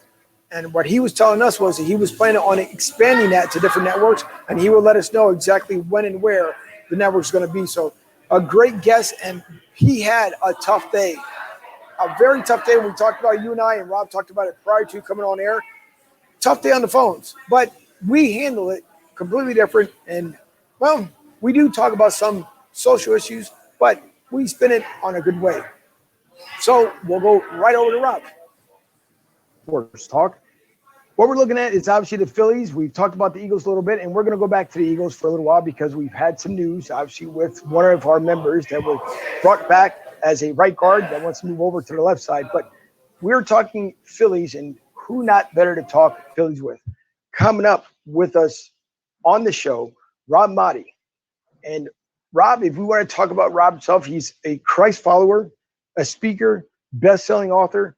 And speaking of best-selling authors, this book right here, if you haven't read it, well, then you need to read it. Birds of Prey. And they talked about the year of the Eagles and the Super Bowl. And he's been writing other books as well. So don't just look at it as for one thing. Rob, if you want to look also for his website, Rob Maaddi himself, look it up. He has other things going on as well. And I mean, he's just a phenomenal person. Of course, a personality as well on 97.5 The Fanatic. So if you look for Rob, look for him on a Twitter handle. You can find him on Twitter, but by all means, look him up. Great guy. We're fortunate enough to have Rob. And without further ado here, we want to bring on Rob. What's Rob, up, how are you doing? How are you? Great Good to be yourself. with you. Thank you. How you doing? Thank you, guys. Appreciate that intro, man. Thank you so much. Not a problem. One thing that I'm also real curious about, because obviously it's 21 years, as you say, you've been with the Associated Press, but how does one become a Hall of Fame? That intrigued me when I saw that in your profile. So to become a Hall of Fame voter, you have to be covering Major League Baseball for an accredited newspaper or wire service in my case. I think now they've expanded it to some of the .coms like MLB.com for 10 consecutive years. So after you've done that for 10 consecutive years at a full-time pace, then you can get a Hall of Fame vote. They have since tweaked, I think, some of the rules as far as whether or not, like I said, the .coms. Sometimes it used to be once you get a vote, you get it for life. So you can leave the profession and go on and you still have a Hall of Fame vote. Now I believe you still have to be an active baseball writer covering. So you got to be a member of the Baseball Writers Association of America. And something that now I've done for 9, 10 years, maybe 11 years. I'm not sure exactly when it was. Andre Dawson was on the ballot the first time I voted, and I believe that it's really an honor and a privilege that you got to take seriously. That's it. I wish I could say I was a Hall of Fame voter. I guess, as a fan, you could say it, but I mean, that's got to be one of those cool, other than the other accolades, but it's got to be one of the coolest things ever. So God bless you, because I would say I'm jealous as a fan, not as a person, but as a fan, because it's got to be one of the cool things. There's another thing I want to show here real quick, and it's because it's on your Twitter page. Mm-hmm. And the one thing that I do like, if I can make this bigger, is that statement alone.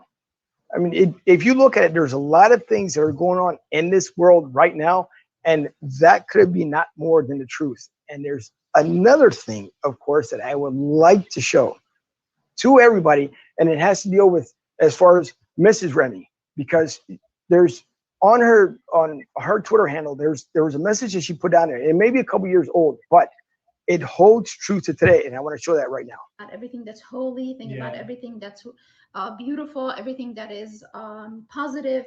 Those are things that you need to ponder upon and actually think about every single day. And that's what got me to where I'm at today. Because if you wake up in the morning and the first thing you do is think about your day and how busy it's going to be and how all the hectic things you're going to do, you lost the day right there. You lost the battle. But if you wake up first thing in the morning and you ponder about everything that God wants you to think about and all the things that he has for you, man, that just shifts everything. Yeah. It shifts everything and actually makes you feel lighter, that you got this. You got this. You wake up with this attitude that, okay, I have everything under control because Jesus actually controlled the day for me. He got this. His favor is upon me.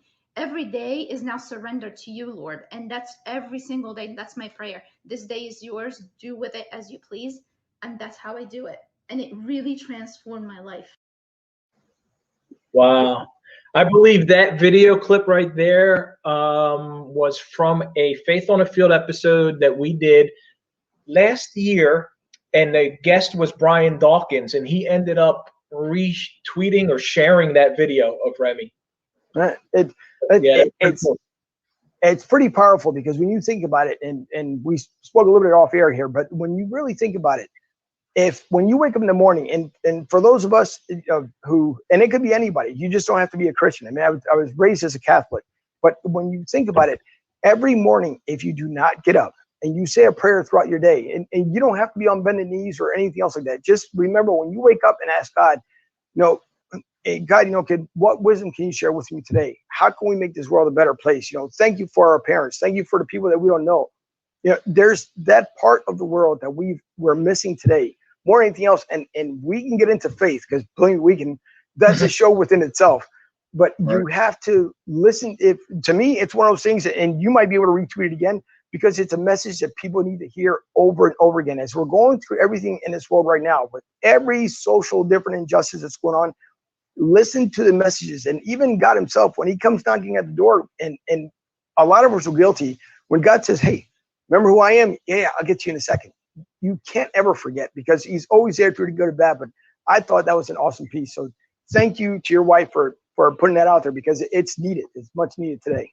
I'll certainly let her know, man. I know she'll appreciate that. And yeah, I think we're so busy all the time. We're always so caught up in what are we going to do or what's on the day. Like, I always have to constantly fight myself when I pick up my phone, because I don't have a clock in the bedroom and I want to see what time it is. I look at my phone in the morning, I see what time it is. My first inclination is, oh man, I got some text messages I missed. I got some emails that I missed. I got to check them. But I got to fight myself, like, to put that phone down and start my day off in prayer, then look at my phone. And if I don't do that, I feel like I got off on a wrong track for that day. And you got to start off, man, in gratitude, because we're not guaranteed tomorrow. I'm not guaranteed anything. We're never guaranteed. So you wake up, you got to be thankful. Like, look where I'm at. I'm grateful. I'm thankful. I'm blessed. And then move on. I always say this, before you ask for anything, be grateful for everything. Correct. Great. Yeah, it's the same. Listen, everybody in this world, none of us, even though we hear it all the time, no one's born with a silver spoon, because the last time I checked, when you're born, right, you come in this world with absolutely nothing other than the love from both of your parents that were able to create you, and God giving you that life and giving your wife, your girlfriend, whomever brought you into this world letting your mom know here, you have a gifted child. So to me, it means a lot. And we were raised, I mean, my mom switched from Catholic to Pentecostal, and she went through her times, but she never lost faith. And there was times where, again, we all go through our darkest moments and we tend to forget. My thing is that I try at least 3 times a day to talk to God, whether it's the morning, the middle of the day, and the evening. If I forget to thank him in the morning, well, then it's 3 times in the evening. Mm-hmm. But it's what we're missing. The faith and the healing that we need, it's missing. And I wish more people would just turn around and say, hey, look, have you spoken to God today? What can he do for you? Because there was a time where I lost, not as far as complete faith, but things were going down and I was almost out of gas. And the funniest thing, because I pulled into McDonald's here in South Philly, and they just kind of looked up and said to the guy, you know what, if only I had a way to just to get gas, one way or the other. And I went to go use the restroom. And honest to God, opened up the door, there's a $20 bill right on the floor. Wow. That's incredible, man. That's an incredible story. That's God talking to you right there. Yeah. Today is actually August 29, 2010 is my 10-year anniversary of surrendering my life to the Lord. So it's been a decade since I have, what I say is I grew up as a fan of Jesus because I was in the Catholic Church. I went to church every Sunday. I knew who Jesus was. I followed the rituals. I followed the traditions. I said the prayers over and over and over again, but I had no relationship with the Lord. And 10 years ago, when I surrendered my life to Christ, when I turned everything over to him, I say I became a follower. I went from a fan to a follower. So 10 years now, I've been a follower. Doesn't mean my life is easy. Doesn't mean my life is better than anyone else. Doesn't mean that I am mistake-free, but it means that I have surrendered everything to him. He is with me everywhere I go. Everything I do, every decision I make, I try and do it knowing that I have to answer to the Lord, knowing that I have him, knowing that, and it gives me a peace, man. And with all the stuff that we go through right now in this world, we're looking for answers. We're looking for solutions. We're looking for ways to make people come together, right? But as I said on my shows, and I'll continue to say them, you can't force people to love each other. Correct. You can implement laws to make sure people do the right thing or they don't break laws. And if you violate those, you go to jail or there's consequences. But you cannot force through laws to make people accept one another. You cannot force unity upon people. That's a heart issue. Yeah. And I believe the answer is Christ. And, so it's not a popular thing to say sometimes. You say that in a secular community, you say that in a secular world, you say that in a secular radio station, and people are going to attack you, people are going to criticize you. But then there's also people who are going to appreciate that. So I appreciate you here on your show, allowing me just a few minutes to talk about that. But I feel that is the answer. He's the answer. The Lord is the answer. And once we can all agree and come together and find unity and find peace, man, there's so much peace. There's so much peace in knowing he's got my back. No matter what I do, he's got my back. Doesn't mean your life's going to be free of storms, but through each and every storm you go through, he's got your back. No, that's honest God's truth. Listen, and again, because I could go on with religion for a while, but because it's how you feel and what you believe in. And to reflect back a little bit, if you take a look with the 3 of us even here today, there's God works in mysterious ways to even put us 3 here today. The 3 of us may have not known each other 2 minutes ago, but he put us here for a reason. Now, could it be for sports and religion? Who knows? But there's a reason why we're here today. So for me, that's a blessing. And that's something that I can take at the end of the night and feel good and feel giddy. And, I may not show that I'm nervous right now, but I'm a little bit nervous as far as because it's when you bond with people, and that's the biggest thing that in spirituality is what we try to do is when you bond with people, no one can break that bond. You can break it because it's your choice to break it, but no one can break it because once you find unity, once you find God, once you find the Spirit, and he finds you because he never leaves you, he's always there. There's nothing better. I'm pretty sure Mike may, feel the same exact way, but it's one of those things that you have to appreciate every little thing because we're here right now, speaking to folks and if they're watching the podcast, that's great. But tomorrow I can hit play and that's it. Life is over. So one never knows. I don't believe in coincidences, guys. I don't think anything's a coincidence. I think everything is a divine appointment. And I believe, relationships are built for that reason. God puts people together in each other's lives for different reasons. Sometimes it's just to pass through. Sometimes it's a chapter, something that you learn from, and sometimes it's for the long term. And you follow through. You remain faithful. You remain strong, and you see what happens. You're exactly right. I mean, like you said, we meet people, like you said, they could be here for a short time. It could be a chapter. And, we're all meant to, we just go through different things, and people coming. It's like a revolving door. Somebody's coming into your life. Next minute, they're walking out, or they're here to stay. I think we can learn from everyone too. I think we can learn from the relationships we have. I think we can learn and better ourselves from every situation that we're in, every person that God puts in our life. Like, how did I'm not proud of the way maybe I treated past relationships that I had before I became the man that I am now. I'm not proud of the person I was in previous relationships, in my previous marriage, when I was married 18, 19 years ago, whenever it was. But I became a better person, and I learned from that. And each time I look at it as an opportunity to use the mess that I made of my old life into a message for someone else, right? We say that a lot in the church. Your test becomes a testimony. And that's something that I take a lot of strength in, take a lot of pride in, trying to turn the mess that I made in the past into a message and to get better from it, and hope that people can learn from that. So I'm not embarrassed or ashamed to say that I have made numerous mistakes throughout my life, continue to make mistakes.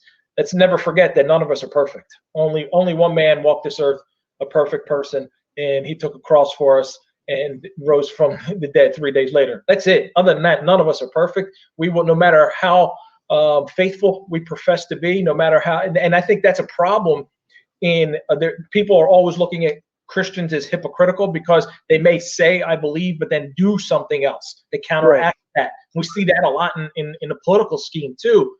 But we got to understand that nobody's perfect and everybody's going to make mistakes. But at the same time, I feel like it's an important responsibility when you do call yourself a believer to try and live like the Lord. That's true. It's very true. Now, again, I'm going to move on to something else, but for those who don't know, and I'm going to bring up another clip here, but for everyone who's just happening to join us here now, it's Broad Street South Sports Talk. I'm on with, of course, my co-host, Mike Fuji. Ron Maaddi from 97.5 The Fanatic has taken the time to join us, and with his busy schedule, so we really appreciate him having on. But there's something that I want to show, because in case people don't know exactly who Rob is, and again, you can find him on Twitter. There's also a clip that I would like to show. So this might be to some people like, oh yeah, I remember this guy. So I'm going to show this clip here momentarily. All right. Could you guys hear the audio? I'm sorry. We couldn't hear the sound. I couldn't hear. Okay. Hold on for a second. These are small things that end up happening. Right there. This is the fun stuff. Something that happens. Oh, I know why. I know why. Because I'm a goober. That's why it happens. Let me take it back. Sorry, folks. There's a thing that you have to do here. Okay. We'll do this again.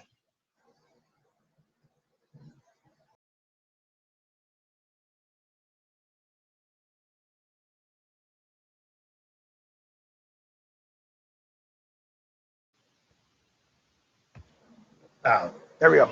So the funny thing is that when you take a look at shows like that, and obviously, we enjoy the shows. I like the show because it was fun at the time, but it's funny how you try to help other people. As we're going with the religious factor here, you try to help out as many people as you possibly can. And some people hear the message, other people don't choose to. So that's kind of why I wanted to tie everything together, because it's funny that you can be a counselor no matter how many times you tell somebody, don't cross the street because the car's going to hit you. You tell them, okay. And then what happens? They end up doing it again. So it's almost the same way in life.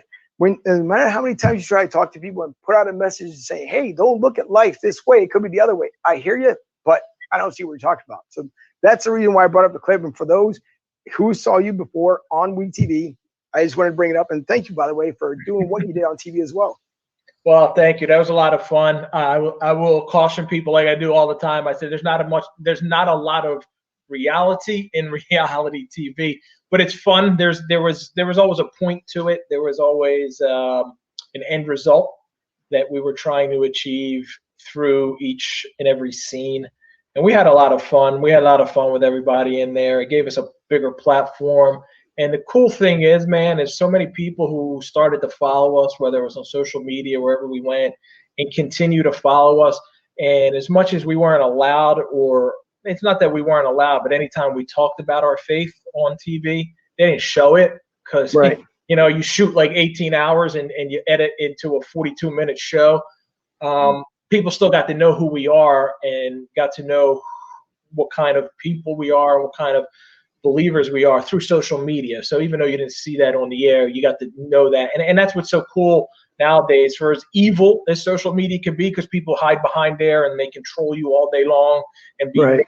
and faceless. It's still cool because it allows you as a person, as an individual, let people really get to know who you are.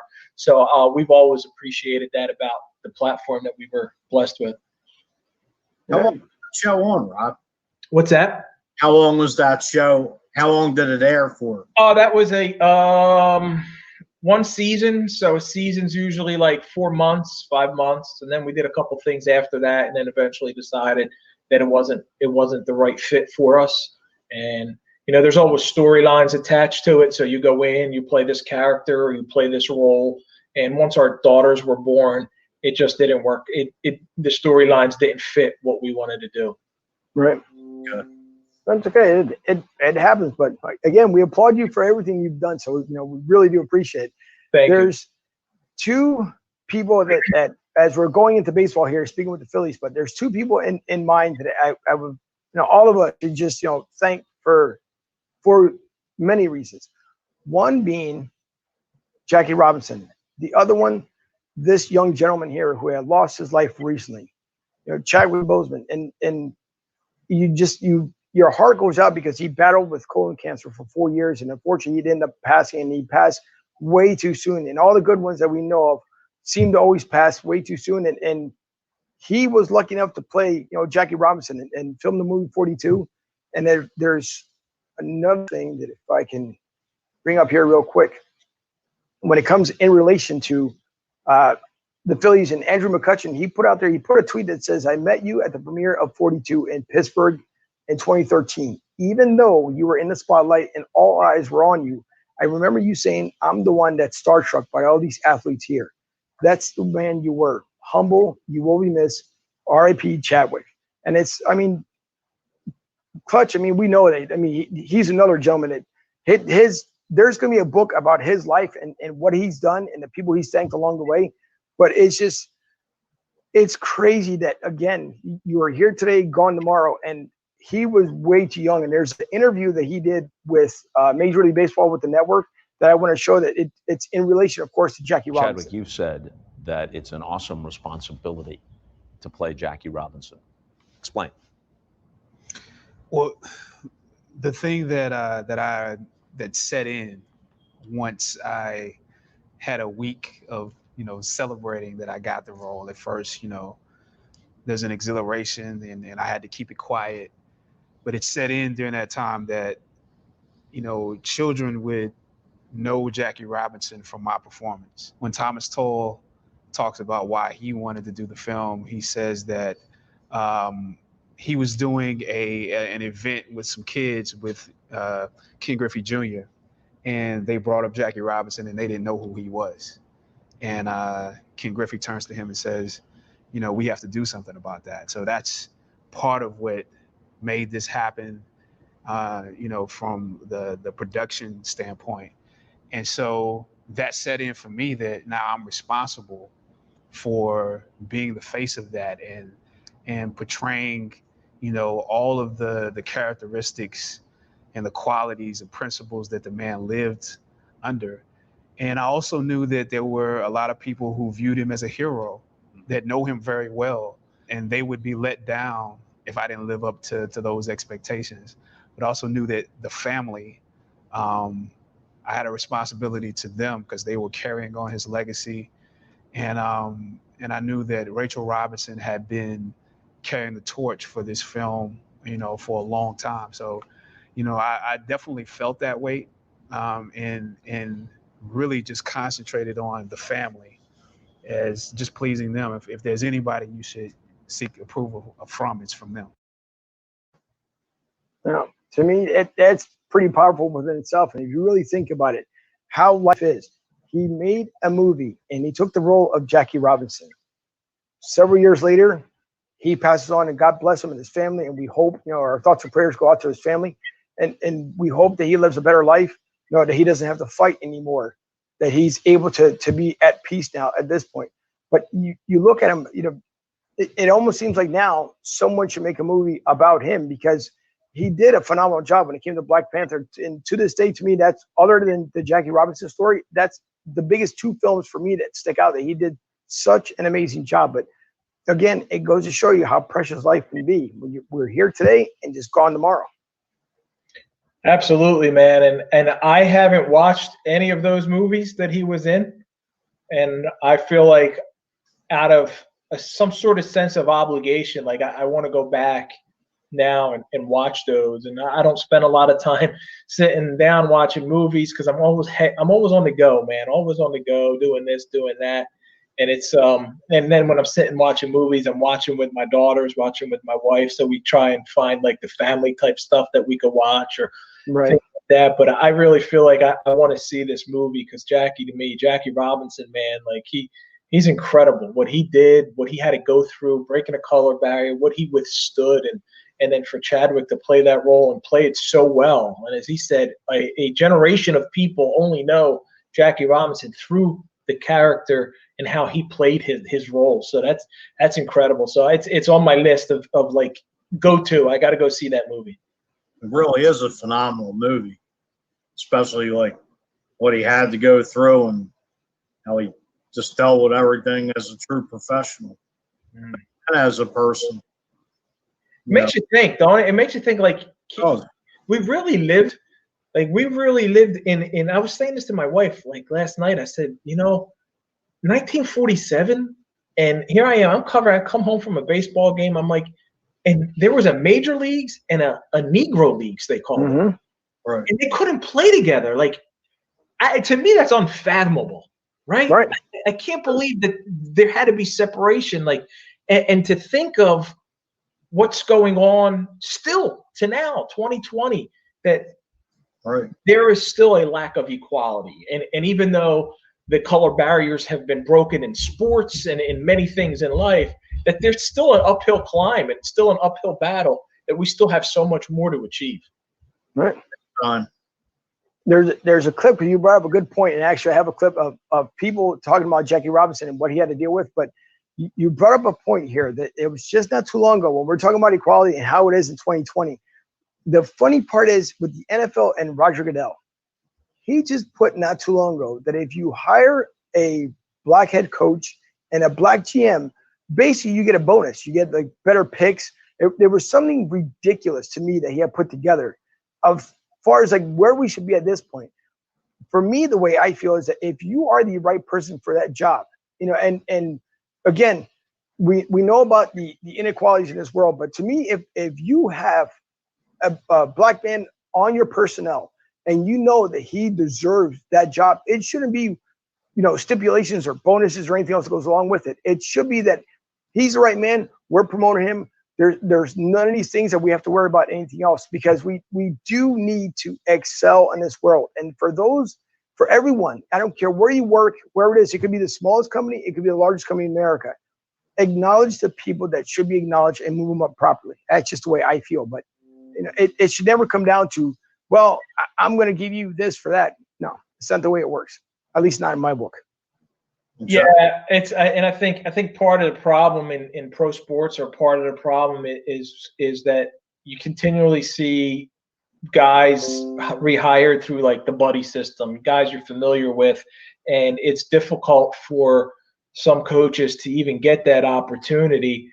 And I guess that's where the NFL felt like there was a possibility of making it incentivized, right, to where teams. But then I know some coaches who thought that they don't want to get a job if it's based on an incentive. They want to get a job because they feel that, or teams feel that they're the best possible candidate out there. But when you have owners who have continually hired from a certain fraternity, I think that's kind of what makes it difficult in professional sports, because you have lack of minority ownership.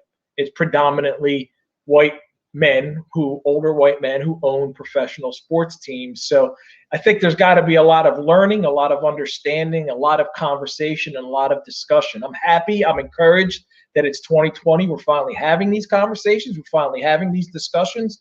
It's sad. It's happy and encouraging in one regard, and then disheartening in the other. Like, oh wow, I can't believe it's 2020 and we still haven't come that far yet.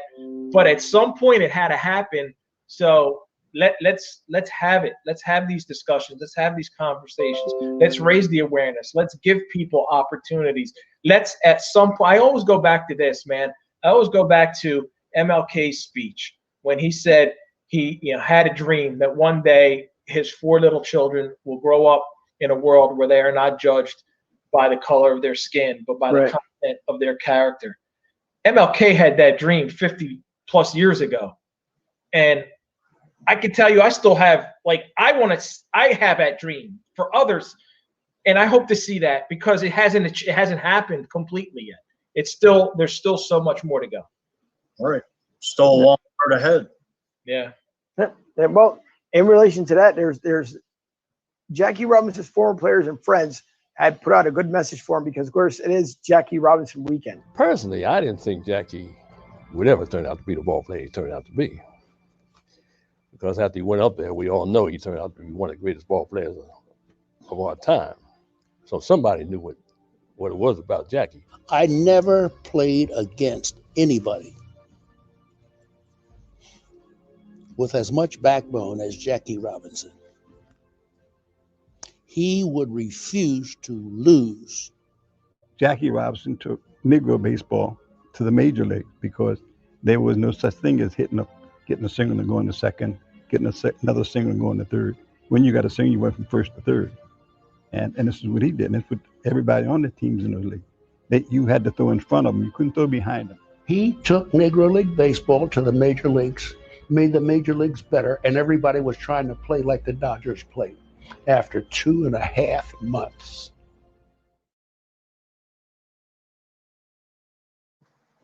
Wow, you know what stood out to me too about that? No helmets. Right. Yeah. Around on the bases, and with no helmets. They had no helmets. That's amazing. That's just mind blowing. How about the guys now who get hit in the head with a 100-mile-an-hour fastball? Imagine that happening without a helmet. But no, the things that he did, obviously Hall of Fame player, Hall of Fame person, man of strength, man of character, man of courage. It's incredible to think about that on this Jackie Robinson weekend. And getting back to Chadwick, on Jackie Robinson Day, man, he passes away. How about that? Yeah. There's obviously something there that's powerful, very powerful about it. No, it is. It's so true. There's, I think, if everybody's, when someone dies, because the way at least we were raised was that, God needed another angel. He needed someone else to help him out. Whether it was crazy coincidence or it's Chadwick, I guess, glorifying, Jackie's life and showing what he had to do in order to be where he is, that we all still remember all the struggles that he went through. I mean, it really is kind of fitting for a movie. And again, our thoughts and prayers go out to the family, but it's just, it's incredible. And Rob, if you get any movie to watch, definitely watch 42. I'm on it, man. I'm on it. Great. Yeah. I got the Netflix. I got the on-demand. I'm sure it's on there somewhere. I'll figure it out. Oh, yeah. Actually, it was on Netflix not that long ago. Really? Maybe, yes. Now, there's something I want to go back to before we get into the question factor here. You had an interview with Matt Glentak. And it was funny because posted on Twitter that there was that 9-second buffer that he had, that almost trying to find, I guess, the right words to say without, taking that Greyhound bus and rolling him over. But I want to play that back because I want to get even your natural reaction today, even though this is about maybe 2 weeks here. Matt, you've been asked a lot about the luxury tax, and I know you said it's not a hard cap, it's a guide. How much has the roster construction been based upon trying to stay within that threshold? Have you had to make decisions, especially regarding the bullpen, with that in mind? I'm trying to think about the best way to answer that. Yeah, like you're always going to have some limit on your resources, right? Big market teams will have different limits than small market teams, and from one off season to the next, you may have different limits. So I think that's natural. I think when we look back at this past off season, it's not like we didn't spend money. We spent quite a bit on, notably Wheeler and Didi. Wheeler has, by and large, done his job in solidifying our rotation. He's been very good, and Didi, for a 1-year contract, has been about as good as we could have hoped, both offensively and defensively. So it's not that we didn't spend; it's just the way that we chose to allocate the funds. And the free agent signings, by and large, so far have worked out very well. And the bullpen needed to be addressed, and so we've gone out and addressed it. So I think it's the best way I think I can answer that. So I'm posing a question to you, because to me, of course, Joe Girardi seemed like he had called him out prior. I think it was like a day or two before the actual interview, because it was like, I was hired here basically to be the skipper. It's someone else's responsibility to give me the roster that I need. At least that's the way I ended up taking it. But it seemed like Matt kind of wanted to go around that. And of course, John Middleton, a couple of days later, came up with his little goofy clip, and that was insane. But what was your take with what Matt had stated to you? The team and the roster was put together with ownership not wanting to exceed the luxury tax. And I gave Clintack an opportunity there to say, yeah, my hands were basically tied, that I had to cut corners somewhere with this roster, and chose to do it within the framework of how he assembled the bullpen. I knew Matt wasn't going to throw John Middleton and ownership under the bus. Right. I wanted to see how he answered that question. And I think that delay where he was trying to think of, how can I frame this? How can I say this without saying, well, ownership didn't want me to exceed the luxury tax. We had to go cheap with the bullpen. And, they did spend money. They did sign David Robertson to a 2-year, $23 million contract. It just didn't work out. He had Tommy John surgery last year, and this year he just had a setback, so he's not going to pitch this season. So they did spend some money on relief pitching, but they could have spent more. But I feel like ownership went to the GM and said, don't exceed the luxury tax unless you think we are a World Series contender, and then you can exceed it. So even the series of roster moves he made last weekend, where they did add three relief pitchers, Brandon Workman, Heath Hembry, and David Hale, they even took money back in those deals to where they stayed a little bit under that luxury tax. So it's going to be interesting as we approach Monday, and they are on a 5-game winning streak. They are within 2 games of first place, pending what they do against the Braves on Sunday Night Baseball on ESPN. And they're right there. They're right there in the mix. Do they add any other pieces to this team? They can use another hitter. They can always use more relief pitching. Do they do anything else? And if they do, will they exceed that luxury tax? And that would be ownership finally saying, okay, go for it. Because at this point, I feel they've been hesitating to go for it. And I think ownership believes we only want to go above that tax if we have a World Series team.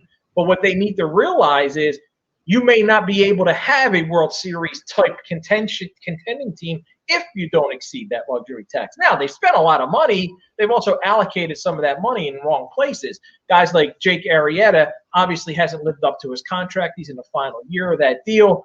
But there are things that I feel like Matt Clintack's hands were somewhat tied. And in that clip, he just didn't want to, and it's understandable.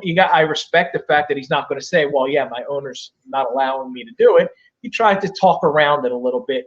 In reference to Girardi, I didn't take it as him calling out the front office. He basically said that day, it might have been earlier that day, it was the night before after they had won another lead. And he was asked, do you have the pieces? And he said, I'm using what I have. Like I can only use, but I think he also knew that they were working the phone lines. They were talking. They were on the verge of making some moves. And the very next day, by the time we spoke to Girardi again, they had acquired 3 more pitchers. Hey, Rob, as far as the trade deadline, do you hear any rumors swirling around about any particular players that the Phillies could go after? It's not as strong anymore because they made those moves, because they added those 3 relief pitchers. So I don't think they make a splash move. I don't think they go out there. Now, of course, I could be completely wrong. They surprise everybody. Something comes along the way, and they pull the trigger. But at this point, I think the moves that they made to improve the bullpen are the moves that are going to be the ones that really help this team. And anything they do, maybe they add a bat off the bench. Maybe they try and find another relief pitcher somehow. But the problem is that there's a lot more teams because of the expansion of the postseason and how many more teams make it, 8 and 8, 16 now, that are in contention, right? So if you're a team that's in contention, or you think you are, you're probably going to be less willing to trade somebody unless that's probably somebody that you have with an expiring contract that you don't anticipate re-signing. But if it's going to make you a worse team or diminish your opportunity to make the postseason, you got to think twice about it. Doesn't mean there won't be players out there. I just think I would be surprised if they made a splash type move. Would you say there's anybody in the minor leagues, piece-wise, they could trade for value? They could. I think they could move. They could move Hazley. It doesn't seem like Adam Hazley is a Joe Girardi guy. Joe's been going back and forth with Hazley and Roman Quinn. I think he's got some value, former number 1 pick. Mickey Moniak certainly doesn't seem to be a guy who's got any kind of value right now. I certainly don't think they're going to trade their number 1 pick from last year, the infielder, Bryce Stott. So it's going to be difficult to make a big move where you're trading a lot of or young prospect. They traded their top prospect already in Sixto Sanchez. I don't envision them wanting to move on from Spencer Howard at all. You got to hang on to Spencer Howard. Hasn't looked good so far in a couple starts, but he's young. You got to give that kid a lot more time. He is their top pitching prospect. So he's going to have to be creative to make a few moves to try and bolster the roster. But I think as they are right now, they're in pretty decent shape. I thought coming out of the gate that this was going to be a playoff team, and I still think they're going to be a playoff team. And I think they can make some noise in the playoffs. When you go into a best-of-3 series with Nola and Wheeler as your 1-2, with however way you want to do it, you could win those 2 games. Both of those guys give you an opportunity to go out there and win every single start. So I think they have an opportunity to make some noise. Right. As far as JT Realmuto, do you see the Phillies signing him long-term? Yeah, I do. And I reported maybe a couple of weeks back that there was no conversation with JT, his side, and the Phillies, which was surprising to people in JT's camp, that the Phillies haven't even reached out to see what it would take to bring him in. So, given that, I can't imagine that John Middleton is going to allow JT Realmuto to walk. You traded Sixto Sanchez, who's now 2 starts into his career with the Marlins, and he's looking terrific. He looks really like he's going to be a all-star caliber, top of the rotation starter for a long time. You can't allow the best catcher in baseball to walk. There's absolutely no way you could do that. So I feel like the Phillies are handling it from a business standpoint. Let him test free agency. Whatever the best offer that he gets, we'll top it. And maybe because of the pandemic, they feel, okay, if he goes out there on the open market, he's not going to command what he thinks he's going to command, and we'll get him for less. It's kind of a risky business decision, but I still feel at the end of the day, if JT gives them an opportunity to match any offer or top any offer, they'll do it. I can't imagine they let him go. I mean, it'd be a riot here. I said that to JT last week. I said, if they let you go, there'd be a riot here. Are you even aware of that? And JT's like an all business guy. Like he's real serious. He chuckled when I said that, which was funny because like I was like, oh, look at JT. He actually appreciated how many. He really does appreciate those fans. He even said at the end of the that question, he's like, yeah, I hear them, and keep it up. You know, so that was pretty cool. I think Bryce Harper would pay to keep him here. Well, Bryce Harper won't be a happy guy, man, if he leaves. Right. Nobody will. No, nobody in the organization could be happy because JT, not only is he the best catcher in baseball, he's a good dude. He's a great leader. He's a great guy in a clubhouse. He's a great teammate. We've talked about faith. He's a follower of Christ. So to me, I always gravitate towards those guys. Like I know they're going to be solid character guys, and he's been that kind of player for this team. So everybody who's come across JT Realmuto speaks very highly of JT. No, thanks to Mike posted a couple of questions. He talked about 5 questions in one, which is good. There's absolutely nothing wrong with that because at least you answered a lot of stuff that we wanted to know. But we also we know, for example, and we'll get into Sixers talk here in a minute, but we know that we have our GMs here with the Phillies organization, with the Eagles, obviously with the Sixers. If Elton Brand is looking for the right guy or the right fit, in your mind, are there people looking outside of Philadelphia that ever talk about becoming a general manager in Philly, like any of our major sports out of the 4 sports? Or is it that Philadelphia isn't something that's attractive to them enough to come here? As far as another head coach? As far as like another general manager, even like general manager, like let's just say like if Elton Brand decides to leave today, because I know he's looking for a head coach, but because of you have callers obviously to call in, they want Matt Glentak gone. So let's say they get rid of Matt Glentak. So is there someone in the works, or do you ever hear any rumors of people saying, man, I would love to be in that city, being a general manager, or even being a head coach? Like Philly is that destination point. It seemed like a couple years ago it was, but now it seems like there's not enough chatter for GMs wanting to come here or coaches wanting to come here. I ultimately think that in every sport, there's only so many head coaching jobs. There's only so many GM jobs in the world, right? In the world. So if you are looking for a head coaching job, a managerial job, a general manager position, and you only have X amount in each sport in the entire world, yeah, this would be an attract because it's a job. It's an opportunity. If all things being equal and you have an opportunity to have that job in Philly, have that job on, say, an LA team, have that job, it really depends on each guy's personal preferences. Like, what's his family life like? Does he have young kids? Where does he want to uproot his family? What kind of, like, I know for me, all things being equal, I'd rather live out in Florida. I hate the winters here. My wife hates the winters here. We absolutely hate, this August has been the worst. Like, this August to me felt like April. It's raining every day. Usually it's 100 degrees, 90 degrees. We're using the pool. They haven't been in the pool all month long. So I feel like it was a wasted August. I think it comes down to each guy and their individual. That is Philly a destination? I think sometimes it gets a bad rap because the fans here are so passionate. The fans here are very loud, outspoken. They let people know exactly how they feel about them. Might not be everybody's preference, but at the end of the day, I always end up talking to players and talking to managers and GMs and coaches who say, it's better to be in a city where they love their sports and they're passionate about their sports than to be somewhere where there's apathy about it, because fans drive the business. And in Philly, the fan base is there and they're there strong. Well, there's the city. Oh yeah. It's a grown up. I mean, being born and raised in Philadelphia, and funny you mentioned Florida because I'm down here in Tampa, Florida, and I tend to remind people that I'm not from Florida. I'm from the city, so it's one of those things that I'll talk and relate with you, but you're not going to get one over on me because we're just tough. It's just the way it is. But we, looking of course at the GM. Wait, you're in Tampa? Yeah. Right now? Yeah, right now. I thought you're over there in Philly somewhere.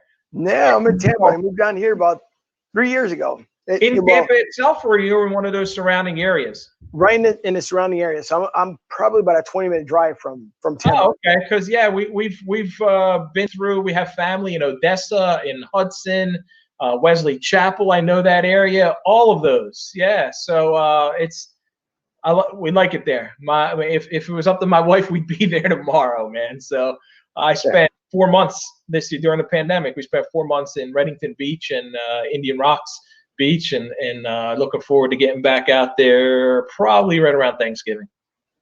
Sure. Well, then maybe I'll have to come visit you when you come down. But it's the winters here definitely amazing, and it actually and the only reason why I ended up down here was to tell kind of the story here. So my dad moved down here. He retired. It's been 14 years now that my dad's been retired. And the first year he moved down, he kept saying, Angel, why don't you move down here? Dad, nope. I love my job. I love the city. I'm not going to go anywhere. So he called me the second year, but he also knew that I love the Eagles, of course, and all my teams from back home. But he said it again, and I said, I tell you what, Dad, the year the Eagles win the Super Bowl, you have my word, I'll move down there to Florida. Eagles win the Super Bowl, I move down to Florida. The rest is history. Wow. Well, you got the Eagle fan base in Tampa-Delphia too. Oh yeah, tons. Right? I don't know if they still do that. Well, they can't now with the pandemic, but they were watching Eagles games at a specific bar and whatever a couple of years ago. I know they did that, right? Well, we still do it now. The groups kind of split up. One went in one direction, and then there was the Philly to South, which I belong with Philly to South. So during the season, we go to a place called Tampa Joe's, which is in Tampa. Okay. We go to Tampa Joe's, and we all kind of get together. And last year was the first year I actually ended up meeting the group and Mike Klein, who runs the show. Mm-hmm. But we have a great time because it's still hot down here. So by the time you go to cool down, it's about November, just about close to December when it starts to somewhat cool down. But the cool thing is that we can pack. It's a small restaurant, like bar restaurant, but we pack, and I'll be there live tomorrow. The funny part is that it's you can get about 300 people in the place, and it feels like a home game. And if you come with your colors from another team, it's almost the same vibe, but not as harsh. You can come in, you can take a seat, and we enjoy it and have fun. If you're a Dallas fan, not so much. You still get the not so much love from Philly. Yeah, but it's great. If they happen to show the games, and if by all means you want to make an appearance, reach out and it's a fun place, man. It's a really fun place. I'll be out there tomorrow. Cool. Looking back now, of course, the Phillies, you just touched on not too long ago. They're on this 5-game winning streak. We've seen them through, they're good and bad. But I want to show what started, at least what I thought was the first game of the 5-game winning streak. And even though it did not go that way last night, they've got a few weeks to make up 5 games as Alec Bohm sends a drive to deep center field, and that one's gone. First big league home run for the rookie Alec Bohm.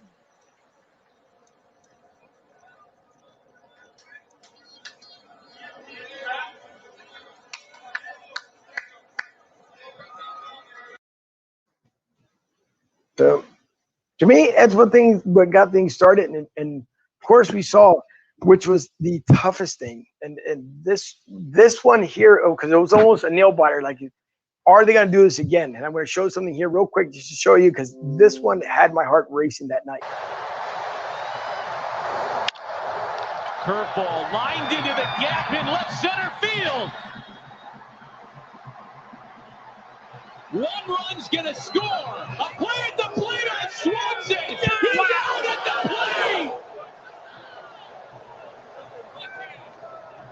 We're gonna look at this again to see if Andrew Knapp blocked the plate. And Maaddi, we talked about Didi Gregorius as one of the best, most accurate arm. Great play. Center fielder, shortstop, catcher, terrific. For me, Alex, he had to go there to get the ball. Yes. So it's boy. What a play that was. Yeah, you got to figure that was almost an underblown play, and obviously with the acquisition that we had from the Red Sox, Thankfully today almost would have been another little nail biter, but I like the addition that we picked up from the Red Sox. And he scares me though, as a closer, man. He scares me.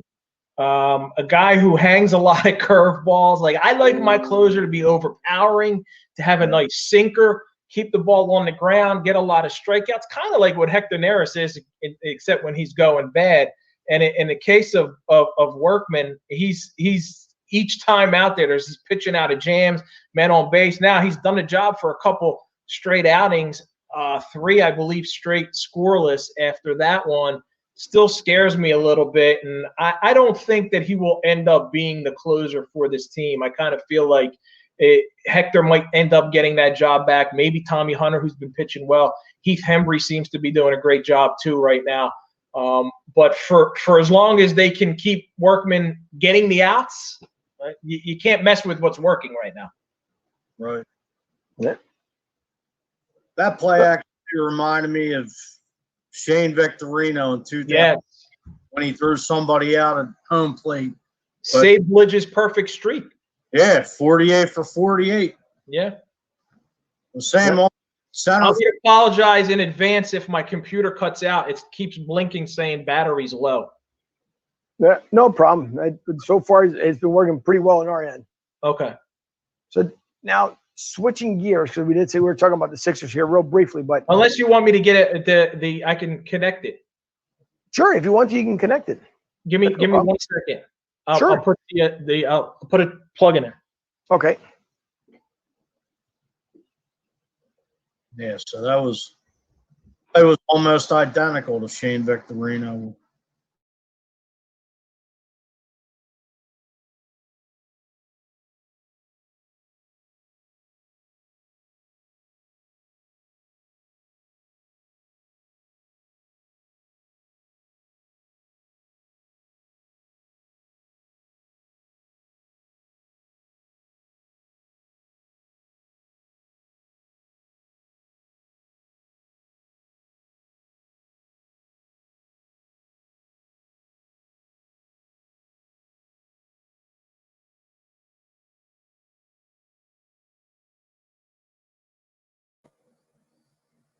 Can't hear you.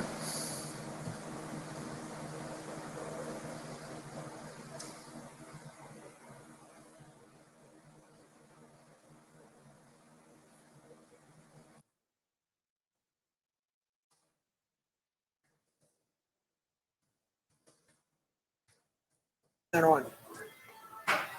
So you guys haven't heard exactly what I said, because once again, there's issues.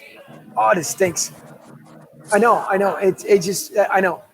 It's listen, when things go wrong, it's like Newton's law. When things go wrong, they go wrong. So unfortunately, once again, I'll repeat myself here. If you guys are having an issue as far as with the feed, because I am on Wi-Fi, on public Wi-Fi, it's kind of hard to get the feed in, and it's been cutting in and out.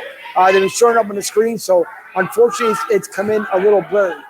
So I apologize for that. It's just things happen at sporadic times, and I completely apologize for it. But I will put the entire interview with Rob Maaddi back after our live show, and I'll make sure that everyone is able to view it. And it's also fair to Rob Maaddi as well, because it's not fair to him that his interview came in choppy. But Mike, to go to you, we've heard, I guess, something going on here with the Eagles.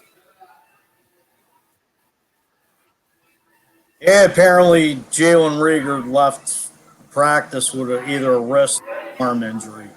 He did walk, though. Supposedly he's questionable for week 1, but that's 2 weeks away. I mean, he'll be fine. Also, clarifying Carson's injury, it was a lower body injury of some sort. Wasn't disclosed, though. It's the way we start the season. That's just great. But once again, we'll bring you back live again. Hey, I know. Training It's camp. just a year that it's been. 2020 can't get out of here fast enough. Honest to God, it can't get out of here fast enough. But it's the way it works. We will go back to the Rob Maaddi feed. And again, folks, I'm sorry, and I apologize if it's been choppy, if it's been blurry, it's been cutting in and out. I do apologize for that. But I will re-upload after the live show the entire Rob Maaddi interview, so you guys can enjoy it blurred free. So we'll be back here shortly with the continuation of the Rob Maaddi interview. And this is about the time last night, Mike, that we went to MikeFuji.com for your belts, your tires, your radios, for everything. Anything that you need, go to MikeFuji.com. He has it all in his wonderland of stores. We were just pausing 10 seconds for Exactly. station identification. We're going to take the feedback. Here's if anybody Rob knows what that was. Thank you, guys. It's been a while. I got scared with this laptop. It shut down. It beat me before I can come back and re-plug it in. But yeah, done. That's okay. It happens. Yeah, if things go wrong, they go wrong. It's just the way it works. You just roll with it. You roll with it. Exactly. So missing out, of course, you probably end up missing the question here. But so now, of course, we know that the Sixers are looking out for a new head coach. There was ties with, or at least they were associating themselves with Ty Lue, possibly Jason Kidd, and Jay Wright, which to me, posing the question here when it comes to Jay Wright, would Jay Wright leave out of Villanova? And what he's done since, back in the day when we've seen things that happen in Villanova, and he's gotten that school pretty much a household name. Does Jay Wright leave Villanova to go to a local organization, or did the Sixers look for someone new? I don't think Jay Wright leaves.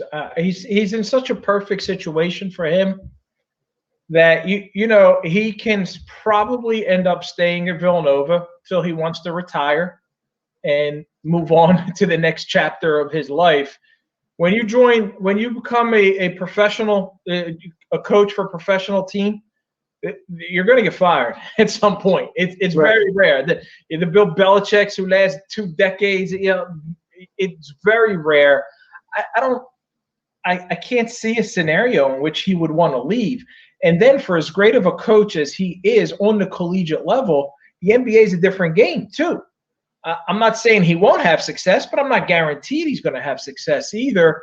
So I think that's just the logical name that people want to throw out there in the city because they hope that it's true. He's somebody who's had success locally at Villanova, one of the best programs in the country. I would be really surprised if Jay Wright even was interested in that job. Right. So in your mind, or have you heard anyone close to you? To me, yeah, Ty Lue will be good. As funny as Deuces Rogers mentioned the other day about Stan Van Gundy, maybe possibly being a fit here in Philly. Is there someone to you that would stand out that wouldn't be, or at least will get the Sixers to that next point or the next chapter as far as getting us to where they need to be, as far as the leadership fighting for an NBA championship? Is there someone that you know of that would be the right fit, at least here for the Sixers? I think they're only going to go as far as Joel Embiid and Ben Simmons' progression will take them. So no matter who the coach is, whether it's Sam Cassell, Jason Kidd, Tyronn Lue, John Lucas's name has been mentioned by Keith Pompey as someone who's interested in the job. There's Stan Van Gundy's name's out there. People have always talked about Mark Jackson. I've heard different names that are constantly thrown. It doesn't matter who the coach is. If Ben Simmons doesn't take his game to the next level and start shooting the ball, and if Joel Embiid doesn't mature, there's some maturation. He's got to grow up a little bit. He's still too pouty for me. He's still someone who, if things aren't going his way on the court, he will kind of check out mentally. Yeah, so right. I feel like there's a lot for him to, as dominant as he can be. And we know he can be dominant. He could be the best center in the NBA, no doubt. But does he bring it every single night? And there were times he put up those numbers against Boston, and I felt like there was still more that he could give you. 30 and 13, 30 and 12, 35, whatever they are. I always felt like there was more. Like there was opportunity where he's settling for mid-range shots or mid-range jumpers or shooting a three-pointer when all he's got to do is just take it to the guy. Is he willing to be physical enough? Is he willing to put his body on the line? And is he going to be consistently in shape and be able to run up and down the court and play the game the way it should be played for someone his size. And yeah, he'll tell you, well, I'm not going to be like Shaq. It's a different game, and the elbows flying around, they're going to be called. But there's also a lack of centers who can match up against Joel Embiid. When Shaq played, he's going up against guys like Dikembe Mutombo. You don't see that now. So he's got to take his game, his maturity level, his dedication to his craft another step. So whoever it is who comes in, whether it's – I've heard people talk about Sam Cassell could be the right fit. Some people like Jason Kidd. Some people think he hasn't won anywhere, and when he's left, other teams have won without him there. They got to find a guy like – Toronto found a guy like Nick Nurse, who wasn't a big name, right? Nick Nurse wasn't a big name. Comes in and they win, and he's just a good coach. They got to find a good basketball coach. I don't care who – I don't care if it's Dawn Staley or Becky Hammond. Whoever it is, you find someone who is a good basketball coach. But I question whether or not – I asked Elton Brand this question during the news conference the other day. And I said, can you have a coach who allows the stars to be treated one way and the rest of the players treated a different way? Because that's the way it's been. Ben and Joe get to do their thing, and then other players – there's consequences for some people but not consequences for others. And he said it's a great question. And he doesn't know what the right way is. But I feel like with Ben and Joe, for as long as they've been treated the way they have been, will any coach be able to come in and change them? Or are they going to be like, this is the way it's always been, this is the way we expect it? Whoever it is who comes in, I think is going to have a tough challenge, a very difficult challenge. Yeah. I'd like to see Jason Kidd because I think he'd light a fire under these guys because they need that old school tough mentality brought to them, like they need a swift kick in the ass. There's two ways to look at that, right? Right. Will they respond? Exactly. Or will they, will Joel respond to that, or will he like be pouting about it and he'll kind of feel like they become resentful. They kind of become like they don't want to play for that coach. So I don't know. I'd like to see a coach try that approach, and then hopefully it does work. Right. It's just like I said, that old school mentality, like you're saying, may not be the answer. That ain't good. So it's a different kind of athlete now, right? It's a different kind of mentality. Guys have been coddled. Guys have been told throughout their life, you're great, you're the best. Things been handed to them. They've been treated a certain way. They've had a coach who's allowed them to be treated like superstars before. People have been calling Joe and Ben generational talent before they actually showed that they can be generational talent. I really think it's a challenge. I don't think this team will win unless they end up breaking up the unit, breaking up the core at some point. I can understand that Elton Brand wants to find a new coach and see if the new coach can get through to these guys, and hopefully the new coach does. But I don't have a lot of confidence that that's going to happen. If not, then I guess it might be time to get rid of one or the other. Yeah, we might be having this conversation a year from now after they have an early exit or something happens and they go, all right, now it's time to break it up and try and figure out, pick one. And if you have to pick one, I would probably pick Ben. I think there's still more upside in his game. I get concerned about how many more years Joel can play with that body. So with the injuries and just his workout regimen and stuff. Yeah. So now the talk of the day, of course, has to deal with Jason Peters. Unbelievable to think that you in free agency, basically you struck out when it came to free agency. And so the Eagles decided to bring you back. Okay, so we bring you back at the right guard position. Now you take advantage saying, well, Andre Dillard's gone. I'll go back to my left tackle position. Oh, and by the way, you have to pay me more. Selfish. It's incredible for this guy, for the amount of money the Eagles have already paid him, for him to say even something like that, which I don't believe, and a lot of us don't believe he would even finish up the season. So to me, I don't know how to handle that one, but I didn't like what he had to say. He's been paid $101 million from this Eagles team. He's good financially. He's good. I know people say, well, you got to get it while you can. No, he got it. He got $101 million. I said this on my show today.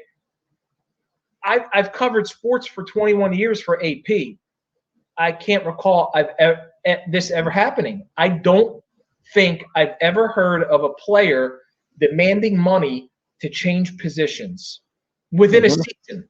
The regular season hasn't started, but it is such a bad look. It is a bad look for JP, and people will tell you this is Jason Peters. Like, Jason Peters has often been a me first kind of guy. Right. And it's troubling. Honestly, I haven't thought about this, thought it through yet. I would think about cutting him. Yeah, I'd have to agree. I would think about cutting him because it's about you're talking about a team sport where you got to be confident in the guy has your back to go in the trenches with you. And when you hear, like, how's Carter supposed to feel like this guy doesn't want to protect my blind side unless we give him more money? Man, you might. I know he's got this great relationship with Jeffrey Lurie, and he's going to be in the Hall of Fame potentially one day, and Eagles Hall of Fame, and maybe they retire his jersey, and they're going to definitely put him in the Ring of Honor, whatever, all that stuff. I would really think about cutting him at this point. Yeah, I don't know, really. I know I do see where you're coming from. I don't really know if they really. Well, they could, but I mean, you already got Diller going down for the season. That's the thing. Yeah. Like, to me, your hands are tied. That's the problem. Their hands are tied right now, but their hands are tied with the salary cap. It's such a bad. It's a very selfish move. It's a me first attitude. It's very disheartening to see out of a guy who's already made $100+ million from this team. Right, like what more? Like, how much more money do you really need? I mean, I honestly think this is going to tarnish his reputation in this city. Oh, it is. I hate to talk like I don't like to be overly critical of anyone. Right. Unless I'm somehow missing something here. No, there's nothing like is there any other way we can look at it other than it's just purely selfish? No, I mean, like 6 weeks ago, you signed a contract. Honor it. Yeah. Yeah, you're 38 years old. Excuse me. Often injured, all of that stuff. Right. Yeah, it's true. And we did hear, like, earlier I think it was this week or practice from last week, where Carson Wentz started getting upset because he feels like the O-line isn't there as far as they're not there where they're supposed to be. And obviously the guys are punching through that O-line. So now you have JP who decides he wants to throw this in there. And you're right, because how's Carson supposed to feel? Like, he's trying to get this team with no mini camps, no OTAs, no preseason games. And then this happens. So it's one of those things, like, if the fans were back on day one at the link, boy, oh boy, you talk about being the loudest boos ever. Big time. It's going to be utterly ridiculous when it comes to JP. Especially when you got no Lane Johnson practicing. Your right guard position's already in shambles without Brandon Brooks. Kelsey's been nicked up every year, talking about retirement. I don't have any faith in Jordan Mailata being able to work out. I really don't. I don't think Mailata, like today, Jordan Mailata talked about there were times last year whether he questioned whether this is what he wanted to do. I mean, we're talking about a guy who came from Australian rules football, right? Eagles drafted him in the 7th round. They've been trying to develop him for a few years. I know he's got the size and raw talent. I would not feel comfortable with – I would absolutely 1,000% not feel comfortable with him out there protecting Carson Wentz. Rob, can I ask you one question just came to mind? Sure. Instead of moving Peters back to left tackle and keeping him at right guard or starting Matt Pryor, is there a left tackle out there that they could either sign, like somebody on the waiver wire, or like they want to give up like a high draft pick for? They gotta explore that possibility. Like, obviously left tackles are hard to come by, right? Right. A quality starting left tackle for a playoff caliber team, that's going to be hard to come by unless there's a guy who's in a contract situation with his team that doesn't want to pay him. there aren't any guys out there at that point. Trent Williams had that situation with the Washington football team. I was about to call them the Redskins and figure out I can't do that. And he got traded to San Francisco. Yeah, unless there's one of these bad teams out there that is willing to but in that case you would have to trade a draft pick. And as valuable as draft picks are to this team, they don't like trading high draft picks, right? Would you trade a high draft pick for a guy that you would think is only going to be here as a starter for a year? Because they're still hoping that Andre Dillard, who was a first-round pick last year, is going to eventually be their left tackle for a decade. Right. He better be, or they clearly whiffed on that one. Yep. I guess it just depends on who the player is. I mean, meaning the left tackle.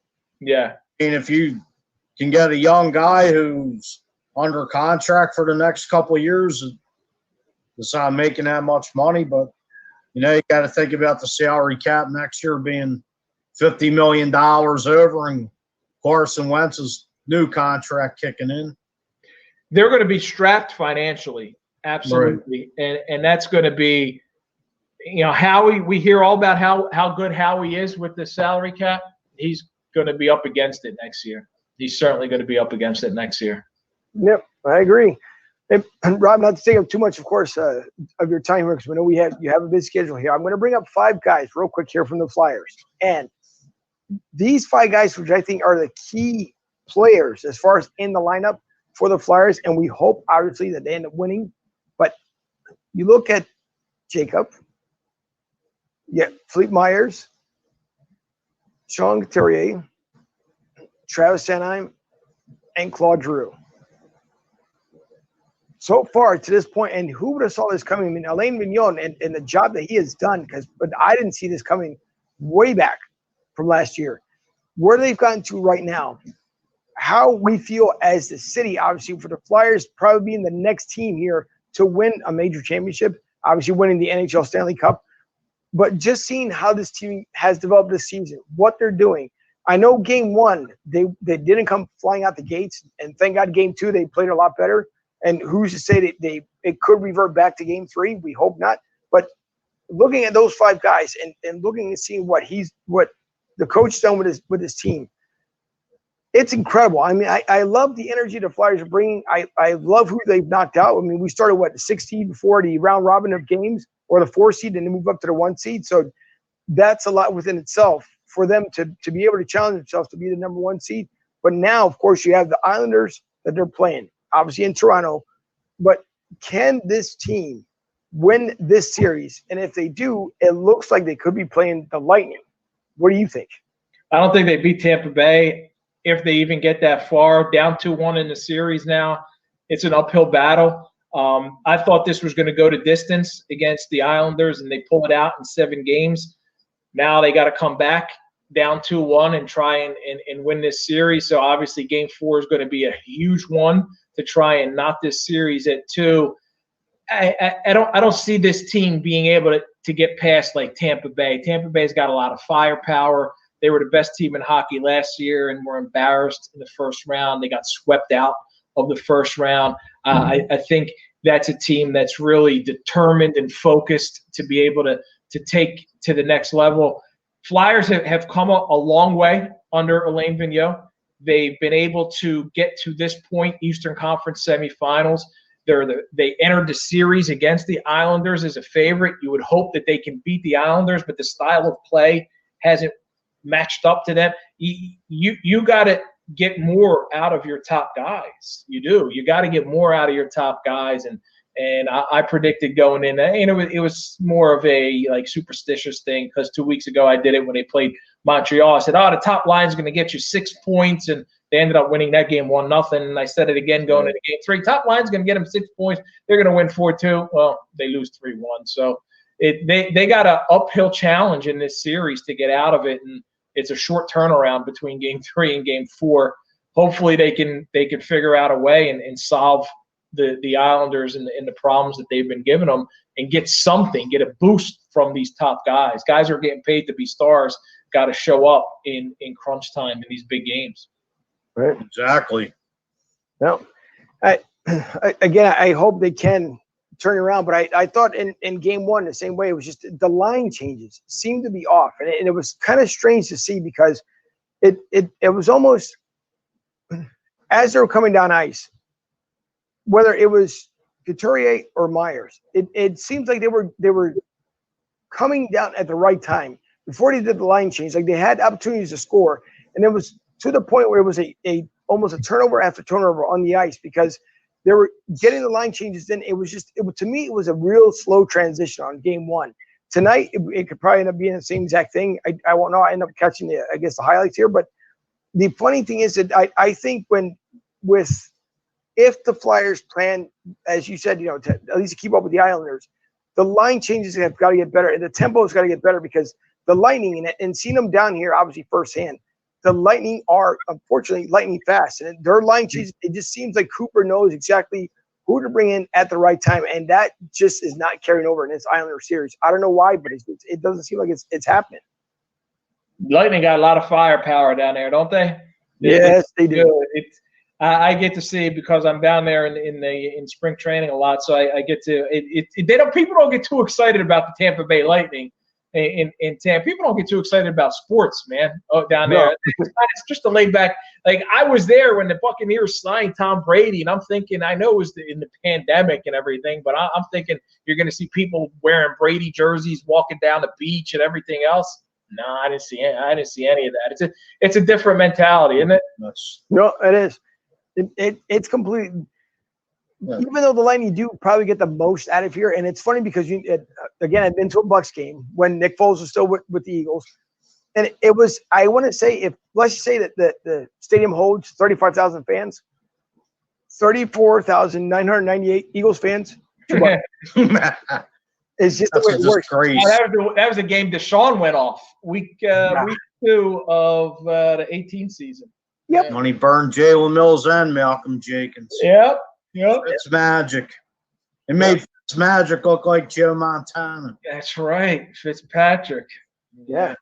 And by the way, speaking of which, bringing up a sad moment here, I learned this today that Fitzpatrick's mom passed away. I saw that. Yeah, I saw that, and he left the team. I thought that Tua is probably gonna. You got a team that won 7 games. He would probably end up at some point getting in there and getting in the lineup. But they got with Fitzpatrick and Rosen 2 capable backups or so it seems. But yeah, unfortunate to hear that news for Ryan Fitzpatrick. Yeah, it was tough. But last question here: have you been to the Trop when you've been down here? Yeah, the World Series 2008. I covered that. So the Phillies played Game 1 and Game 2. Yep. I was there for Game 1 and Game 2 of the 2008 World Series. And Rays are a good team, man. They're in first place. Very good. They're always a good baseball team. I wish more people – I keep telling my wife, like, eventually, if we end up in Tampa, that's who I'll be covering is the Rays. And I hope they stay and they don't end up going to Montreal or wherever else. I know they signed like a 9-year deal or something like that. They're still going to be in Tampa for a little bit longer. Hopefully they stay for a much longer time.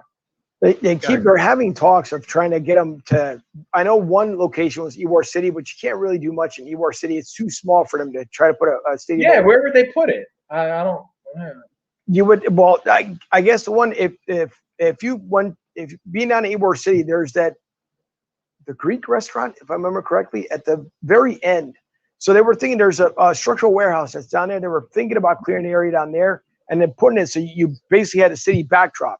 That's what they were thinking of putting them there. But, of course, it didn't work out. Then the mayor doesn't want them to leave St. Pete because they said, look what you've built here in St. Petersburg. But at the same time, too, you're not doing anything to kind of lure the team and saying, hey, well, all right, you want a stadium? Here's what we're going to do. But I feel bad for the Rays. I mean, it's a fun – Tropicana feels like no other place I've ever been to in my life. It's a weird. I've been there before. Yeah. It's fun though. I like it. We always stay not too far from Trop and like to go downtown. I love St. Pete. I love that whole area. I love the Bay. I love going to St. Pete Beach and St. Petersburg downtown. It's probably my favorite downtown of anywhere in the country. And they got a nice farmers market on Saturday mornings. Mm-hmm. go to. Well, we went to twice this year before the pandemic. So I scout that area out pretty good, man. We're getting Ted. Keep those Rays down there. I'm gonna cover that team eventually. Well, I'll try my hardest. But when you come down, check out the St. Pete Pier. The pier is awesome. Wait till you Did it open up? It opened up. It's opened up.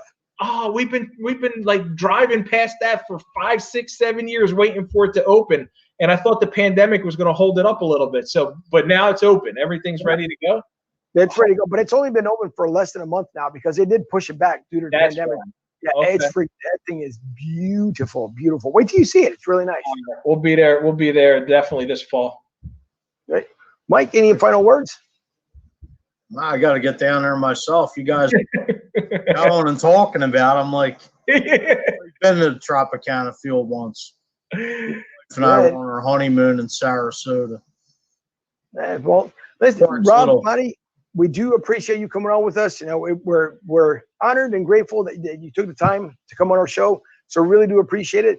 If you guys need to find Rob Maaddi, which isn't that hard, 97.5 The Fanatic back in Philly. Listen to him. You're on most of the time on the weekends, if I remember correctly. Yep, up until football season, and then my Sundays get a little complicated with Eagles football and the NFL football. But I'll be on most Saturdays, and then we'll work something out on Sundays and figure out. And it's check out Faith on the Field Show too, faithonthefieldshow.com. We're going to come to some new stations coming up soon, so you can find that out by going to faithonthefieldshow.com. We'll let you know what stations we're going to be on. Trying to expand into different parts of the country. So excited about that. Nice. Thank you for coming on, Rob. We appreciate it. Thank you, guys. Appreciate it. Have a good one. Thank you. Care. Well. Take care. Have a good one. All right. Well, once again, we're back here live, and hopefully the second half of that interview came out to be a lot better because obviously we are relying on public Wi-Fi, unfortunately, down here at Tampa Joe's. That's where I've been live at all day long. We've given you guys bonus footage this week because, again, we'd like to thank everyone for something that I mentioned earlier. Of course, it was the 400 views, and we are forever thankful and grateful for you guys for liking, sharing, watching the views. After the show is over, of course, you can always end up watching the replay. So we continue to ask for your support and spread the word for Broad Street South Sports Talk, because we really appreciate it, guys. And once again, Mike, I mean, it was fun. And we had definitely good fun with both Brandon Lee Gowton and with Rob Maaddi. You know, and you can tell by the end of the interview, of course, he was tired because he ran a 4-hour show prior to coming on with us, which God bless him for doing so. And then, of course, he's back on air today from 12 to 4 on 97.5 The Fanatic. So, you know, we can't thank both guys enough because then Brandon, of course, is up and at it early, being down there at the link at the complex. So we thank those guys for definitely taking out their time and being with us. And I thank Mike Goodwin as well for allowing us to be here in his establishment. And again, it's the home of the Philly of the South. And if I can get that page up again, if you guys are in the area, once again, come down to Tampa Joe's, 9316 Anderson Road. You will find on through the NFL season. And again, we don't know if it's going to happen as far as being inside this establishment yet or not. From what we understand, we can be here at 25%. But if you guys do come down, by all means, Tampa original, Philly of the South, run by Mike Klein. He established it back in 1995. Him and I have been friends for 2 years, going on 3. We had an outstanding time. We filled the place up. There's an inside venue, the bar that's right behind me here. You also have the other side where you got the restaurant side, and of course, you have the outside. So, you know, thank you to Mike Goodwin. Thank you to Mike Klein. Thank you to Mike Fuji, of course, my co-host. You know, for everyone viewing, for the Bleed Green for Life for Maria, and for her spreading the word for us as well. The folks who watched on Periscope and Twitter, even though we did have technical issues today, I thank those people as well. My producer who's been silently telling me that things have been quirky, so thanks to her, I found out the way things are working out. But just a great show. I thank you guys for viewing. Thank you for hanging in there. 2 hours and 50 minutes. Mind you, this is all commercial free, and we try to give you the best content we possibly can. So we do thank you for everything that you do for us. It is much appreciated. And Mike, I think you have some thank yous as well. Yeah, I'd like to thank Maria for letting us broadcast on all 3 Eagles pages, Rich and Kathleen. I'd like to thank Tom, Mike Sherman, and Rich for their updates. breaking those stories about Jalen Rieger and Carson Wentz. And that's it. Thank you, folks, for tuning in. We appreciate it very much. And go Phillies, go Flyers tonight. Let's bring it home. Exactly. We had game 3 coming up tonight. Game 4. Game 3. 1-1. No, 2-1. Game 4. Game 4. Game 4. 8 o'clock tonight with the Flyers. Of course, the Phillies are prior to that at 7 o'clock the other game of the week on ESPN, correct? So, hopefully we can turn things around. The Phillies are looking for the 6th in a row. The Flyers are hoping to bounce back to tie the series up 2-2 right now. The Islanders lead that series 2-1, and they had a sluggish start on the last game. So we hope that they can turn that around as well. But again, thank you to everyone who watches. We really appreciate it. Next week we will be off because it is Labor Day weekend, and then we are full nonstop all the way through December because it's everything NFL from September throughout December. And I will be here live, and I'm almost certain that Mike does have an announcement where he should be somewhere live up in Northeast Philly. Yeah, looking the next roast beef for doing the pregame, postgame, and halftime shows. It's in the works. Well, let's so hope that everybody come on out and join me and root the Birds on the victory. Correct. So let's hope. I hope that really works out for you. And I want to thank Michael Sherman, Mike Klein, and Thomas Fogarty for their comments. And by all means, you guys, when we are live, you can always make comments. I'll post it up there. We can share, thoughts and ideas. If you guys need to reach out to us, by all means, please send us an email at broadstreetsouthsportstalk@gmail.com and just put the acronym ST. So it would be Broad ST South Sports Talk @gmail.com. Fuji, thank you so much for taking the time of your day as well to come out so we can put a good show on for the folks. And we will do it again in about 2 weeks. Thank you. I appreciate it. All right. Guys, everyone be safe.